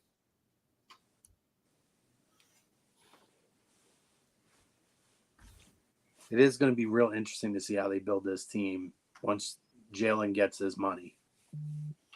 Yeah, I think Rich Solly's right here. I think he gets 40 to 45 million a year. All right, so yeah, my first one I had Clippers win, Blazers win. I got Ravens winning, Lions, Bengals, Chiefs, Eagles, and Vikings. Blazers and Clippers are playing. That's tonight. They already won. Oh shit! And then, so what are the legs that you have left? Yeah, what's left? Just the football. I have 3 separate ones. So I need a Vikings, Eagles, Chiefs, Bengals, Lions, and Ravens W. That Ravens might be tough. Yep. And the other one I have the Rockets, which one I need. So I need Bills, Steelers, Patriots, Commanders, Packers, Bengals, Broncos, Lions, Chiefs, Eagles, and the Vikings. Jesus. The Patriots is the only one where I think that may be questionable because the Patriots, their second game. This motherfucker said the Broncos. I did because they don't have a court. There's because ACL tear on Murray. Yeah, but Colts still. But it's in Denver. It's in Denver too, though. So yeah, but no. Denver's playing Arizona. I know who you're talking about. I thought you were mixing teams up. Denver's 3-10. Y'all act like Denver's good. No, I'm not saying. No, I'm just saying. Like they had a decent game. They had a decent game last week. I feel I'm with him there, but I'm not with him on the Patriots. Second weekend, or did the Patriots stay out here? Because remember they played Monday night in Arizona, and now they're playing. And Wilson's out too. Wilson ain't playing. They might be better. They might be better off. not with Ripken. Is that who's the starter? Yeah, Mark Ripken's son or his grandson. I don't know who, whatever. Is it Brett? It's Brett Ripken. Brett Ripken. Well, good luck, brother. How much you got on it? Not what's the payout? Is a better part. So the first one, I could win 961. The second one, I could win 1100, and the last one, which I don't think I'll win that one. It's 791. So the one that's 961, that's the one that the legs that all possible tonight hit already, right? A few of them hit. Yeah, the one I needed to. Well, in all three of them, the one I needed to hit tonight had hit, so that keeps it alive. So the two things that can go for me in the $900 bet, two of the games I don't feel comfortable with are at 4 o'clock. So there's a possibility I could cash out before the 4 o'clock games. So if I was able to, like, let's say cash out like $400 or $500, I'm Gucci. Look, we're trying to get my ass to Scotland, okay? So this is my go-to trip. Like, I'm planning it. I'm getting ready. Scotland to do what? Oh, I'm going on a Highlander trek for 10 days. Well, it sounds like you need to tune in the money pot on Sunday. That's what it sounds like. That's what it fucking sounds like. You need to get Nate, you know what it sounds like? I think we need another blast of the money gun. Another blast of the money gun? Moss money? Moss money, baby. I don't think I've met any. Pete, have I won you money yet? I don't think I've met a person I haven't won money. I definitely know I won Pete money. He's won me money for sure. Chrome, have I won you money too? I've taken a couple of your bets. Yeah. Pete, have you? No, not yet. No, I was about to say no. You took too long to answer back. At least I'm honest though. I'm just like, no. You paused too long. I was like, oh, you ain't never taking none of my bets. That's all good, brother. I don't hate. I'm just saying. I'm just being real. Like I've lost obviously people money, but I don't think I've ever met anybody I haven't won money for. Right. You know what I mean? Like I've won everybody I've ever met money. If I'm going to Scotland, I mean, good luck. I'll tell you that.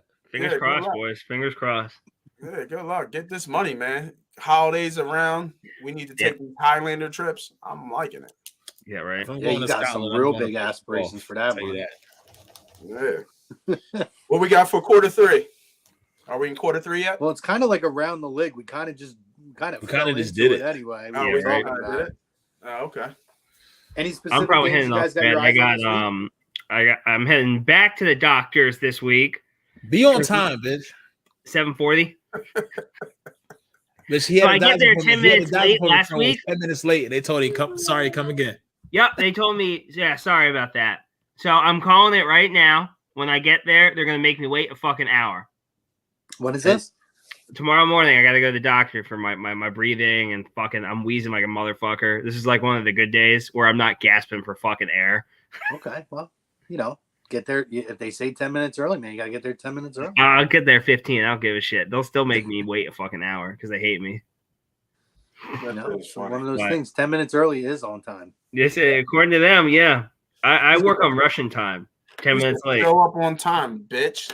All right. Love you guys. Night. Peace. See you, brother. Peter. Well, you guys got anything for no huddle?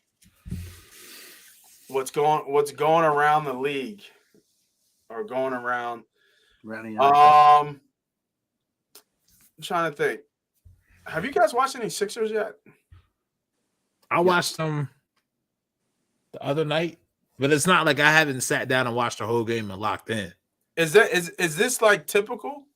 Like, do you guys watch in the tail end, or are you Sixers fans when you watch start to finish? No, I can't unless it's the playoffs. I'm probably not watching the basketball game from start to finish. Oh no, I watch most games. I've had some stuff going. I haven't been able to watch and lock in this year like I usually do. I had season tickets when they were like a 10-win team, so I'm a Sixers fan. But when I do watch this season, it ain't. Is it bad? I've seen one. I saw the Lakers game. I mean, I've never seen a team blow a 9-point lead. It just cost me a parlay that game. God damn it. That was awful. It's weird. Like, there's certain things like I like some of their pickups like I like Melton a lot. I really think that kid's going to be one of the very under the radar pickups for this team, not just this year but going forward. But like PJ Tucker, I mean, I like the signing. I thought they gave him too much, but he looks terrible on the floor. He can't rebound. He's missing his shots that he normally makes. So it's like really weird to watch him because I can't tell either if it's because of the injuries and they're not having time to mesh together, or if this is just certain guys just aren't good. Because then again, I see like a guy like a George Niang who's contributing much more than he did last season, but they're very up and down. They're very, very up and down. They're winning games against tough teams. They're losing games against teams they shouldn't be losing to. Yeah. I don't know. I mean, I think it's time to start looking at Doc.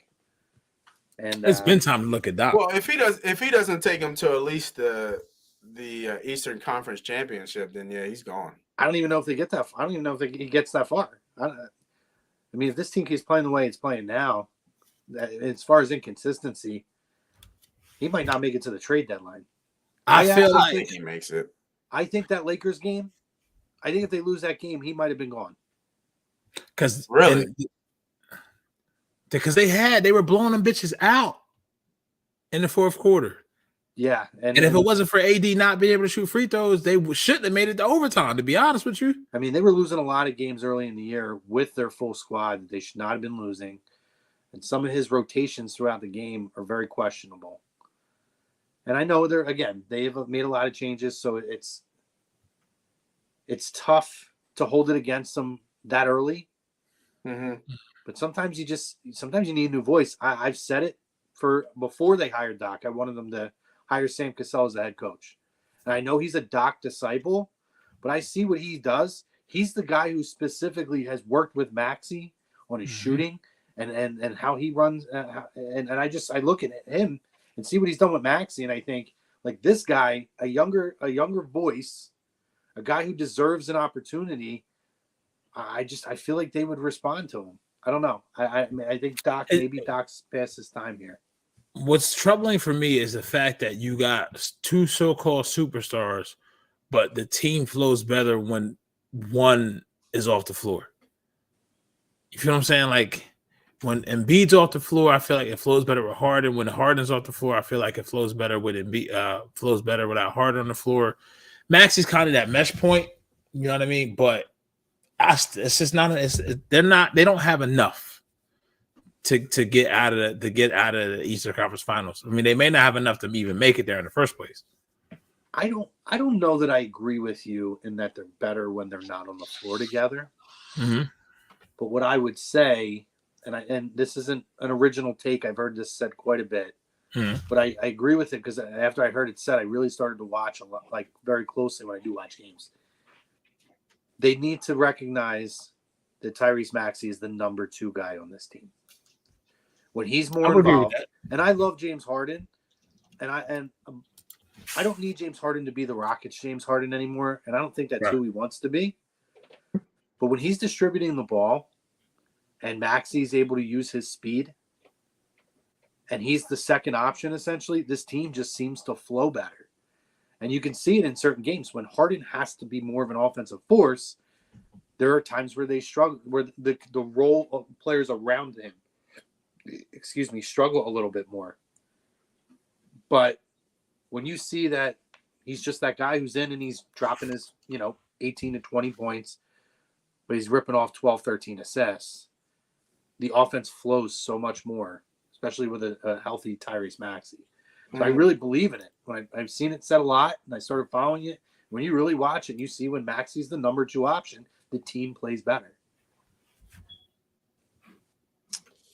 Yeah, I haven't got a like I said, I saw the Lakers game. I'm with football, bowl games starting to kind of come to a close. I got to get up to date on my basketball. So it looks like the good teams are the good teams. And there's some certain surprises. I know like New Orleans is like number 1 in the West, which is, they are so good right now. Like, it's weird because Ingram's out, right? I think last time I checked. Ingram is out, but Zion has been a monster. Yeah. Right. You know, we all knew the Lakers weren't going to be that good. I think the Timberwolves are a little bit surprising in how bad they've been. Yep. I guess because the team they kind of put together, Clippers hanging around, like it's the same. It's the usual suspects. I guess Cleveland's better than what people thought too. Cleveland, well, they have Garland, Mitchell now. Now they got Mitchell. Donovan Mitchell. Yeah, I mean, I knew they got Mitchell, but it's just like third team in the East though. Portland's been. I'm not surprised. I'm not surprised. It's only surprising because we're not better. Right. I felt like Cleveland could be a 4 or 5 team in the conference. Yeah. But I mean, again, taking us out and taking the Nets out, who have been playing very well over their last 5 or 6 games before that were awful. Yep. Then really, I mean, that's your 2-team jump right there for Cleveland. Yep. But Portland's been really good. Yep. You know, they're healthy. I mean, to get Donovan Mitchell without giving up Darius Garland was a fucking big highway robbery. They may well have had a massive gun in that trade. It's crazy. But yeah, I mean, you look at Portland. Dame Lillard's looking like Dame Lillard again. Yep. I mean, this is not so much a hot take, but at this point right now, just seeing what the writing is on the wall, I would trade Embiid. That's just me. You just need to reset it, and he's your biggest asset. Mr. Wing hit the nail right on the head. I'm not ready to do that yet. I'm not ready to pull that trigger on that yet. Not this kind of. He says Embiid is a talented top 5 player, but he's not a leader, and that's the problem when the playoffs come around. Yep, that's just not. I mean, I love him. I love him as a player. It's just that you can't. And this is on Daryl Morey. You went in on Harden. And it just that just messed everything up. But Embiid can't carry the team. No, he can't. Right? But that's why the Simmons trade should have went to Sacramento. You should have got 2 years ago. Your other superstar, who was a number 1 overall draft pick, by the way, decided he was going to pass the ball off on an open layup. He decided he was going to take 5 or 6 shots total in the entire 7-game series of the fourth quarter. You can't win like that. He can't. No. The NBA is not a league anymore where one guy can carry a team. You need to have other players. But from that point, though, Chrome, like that was mistake number 1. And then last year he got hurt. And last year he got hurt, and it wasn't even like a regular Embiid injury. Right. It was like his fucking face got beat up, like shattered. True, so but what I'm saying is that's one of those things. It's like a fluke injury, right? It's like the year Carson got absolutely destroyed by Clowney. Yeah, I mean, like, is that the one you hold against them? Like, that's the one. I'm not holding against Embiid from that point. I guess I'm looking at it from the standpoint where I say trade Embiid is the quickest way, I think, to rebuild because you compounded the Simmons mistake when you compounded the mistake when you traded for Harden. You just traded for the wrong player. That's just my opinion. I mean, some out there may agree, and obviously you disagree. But I look at the East, and I'm just like, you look at Cleveland. You look at the Celtics. You look at the Bucks. You don't have enough with this roster, and you're no longer young anymore. You went out and you signed a 35-year-old PJ Tucker to somewhat a massive deal. So, and you just don't have it. You like you said, Harden doesn't need to be Houston Harden, but Doc is treating him like Houston Harden. You know what I mean? So it's just you just don't have enough to get through it. So. That's just me. I can't say that they're not young though. Like going out and getting a guy like DeAnthony Melton to just trade away. But I'm saying you're not young. That's younger, but those are not key guys. Dude, DeAnthony Melton's been balling for that team. He can be balling, but I'm talking about compared to a Darius. And he's only 24 years old. He still has more room to grow. What he brings to the team. What do you don't expect DeAnthony Melton to be? You expect him to be like your 6th or 7th best player. Well, if a 6th man is extremely crucial too. I'm not saying it's not crucial. Winning a team. But what I'm saying is you're comparing DeAnthony Melton to Darius Garland, who's an all-star. That's where we're speaking 2 different languages. Right, but that's where you have 2 guys of that caliber, and Embiid and Maxey. I don't think that Embiid, Maxey, and Harden are the issue. I don't like the PJ Tucker contract. I thought that was a terrible deal. Right. They needed to get tougher though. That's why they got him. But I like Harrell. I do like Harrell, but I don't know how Harrell's actually playing right now. He's been fine. He's been fine, and he's been what he is. He's exactly what you expect when you see him on the offensive glass. Like I look at him, and I'm not saying he's Dennis Rodman, but in terms of an undersized guy down low with bigs, out rebounding guys, I watch him, and that's kind of what it reminds me of. Like back when you would see Rodman do jumps and like tap the ball until he got it, you see Harrell work on the offensive glass. And he's an undersized center, but he's doing his job. So it's just, I take it back to the coach, man. I don't know, because George. I think it's the easiest way to get a shot of adrenaline in the arm. Yeah, it's probably making a coaching change, but then at the same time, that means you got to pay that. You got to pay him out his contract. George Niang is shooting much better. He's been fantastic from the 3-point line this year. Minivan. Is that his nickname, Minivan? I don't know. I think so. Yeah. I mean, I know in the circles that I travel in, that's his nickname, I think. But outside of that, real quick, adios to Mandy Rose, stupid as hell.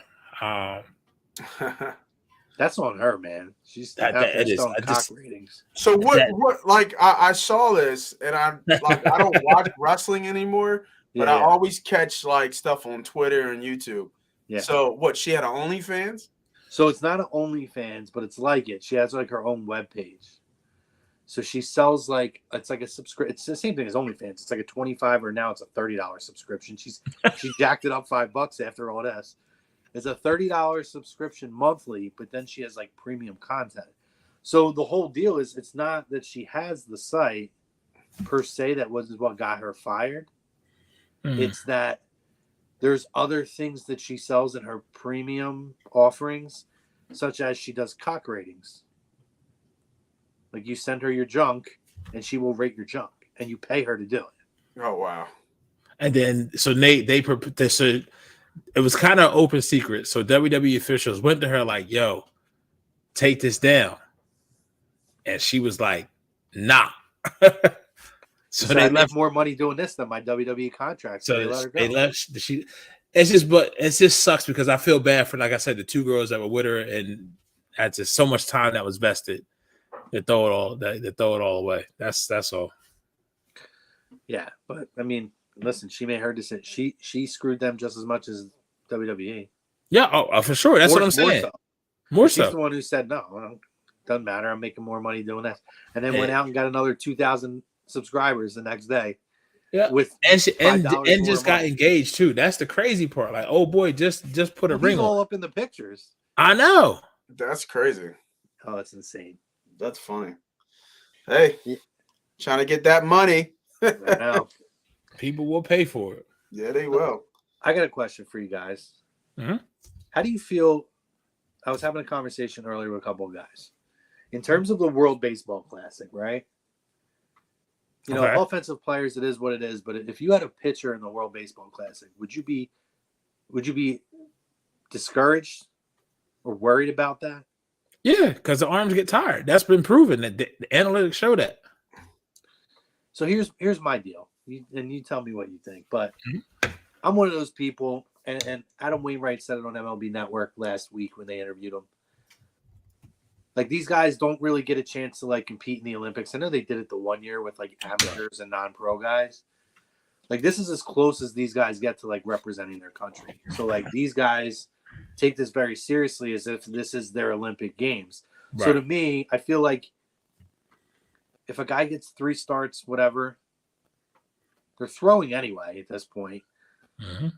I don't really have an issue with it, because if that's something that's important to you, that you want to get the Olympic vibe or feel you're doing something for your country, who am I to tell you not to do it? I get it that there's millions of dollars and all that stuff, but the league is also backing all this. So I don't really have an issue with it. There are people in my chat group who take an issue with it. I don't. I think when you say discouraged, I would be discouraged, but I wouldn't deter. I'm not going to deter somebody from wanting to play for their country. You know what I mean? They all are like, no, I don't want my guys playing. I just want to. What Phillies are playing? Kyle Schwarber. No, there's no starters, no pitchers. There's no pitchers, but I know Schwarber and Trey Turner, and Real Muto. Okay. All right. Well, yeah. Hey. Just come back healthy, right? We need another run. Get hurt. Half the roster. Actually, it's funny because half the I'm a Cardinals fan, so half the rosters are like Phillies and Cardinals. I think there's like 3 or 4 Phillies and like 4 Cardinals. Any pitchers for the Cardinals? Waino and Michaelis. So are you discouraged? And then then we have Goldie and Arenado. Yeah, I actually feel like this will give me an idea because with how terrible Wainwright was at the end of the year, right, and all the excuses that he made, it actually would kind of encourage me of like, he said that he found something and it wasn't a dead arm, so it would kind of give me an idea. If he starts pitching like shit, and then I'm like, bro, you ain't find nothing. You're old and your arm stinks now. Yeah. But anyway, anything else for the cause, guys, before we sign off here? No, I do agree with Don France over Argentina. Mbappe, Team Melanin, baby. Team Melanin. All right, let's go. Guys, good stuff. Appreciate you. Thanks to our sponsors. Biagio's Breading and who else was it? Specialized, Alan Foy. Alan Foy, Specialized Physical Therapy. Do we still YouTube, Facebook, Instagram, wherever you guys are at? Hit the like, subscribe, follow. Check out Money Pot Podcast. Check out A2D Wednesdays. Check out Birds of a Feather and all the other shows here on A2D Radio. Check out Mandy Rose. Yes, check out Mandy Rose's page. Go help her. She needs the help. She's jobless. Yeah, I don't even remember what that page is. She'll get picked out. No, she'll AEW pick her up or somebody pick her up quick. Yeah. I guess I should make sure Chuck's is good to stop us, right? He's back. He's back. Good. Yeah. So anyway, I appreciate. We had PY on earlier, Pete Evans, Nate Moss, myself, Chrome, Chuck's on the background. He's getting better. Appreciate him dropping in for 2 seconds earlier. But for us and everybody here at A2D Radio, go Birds. Have a good week, and we'll see you guys later. Fly, Eagles, fly.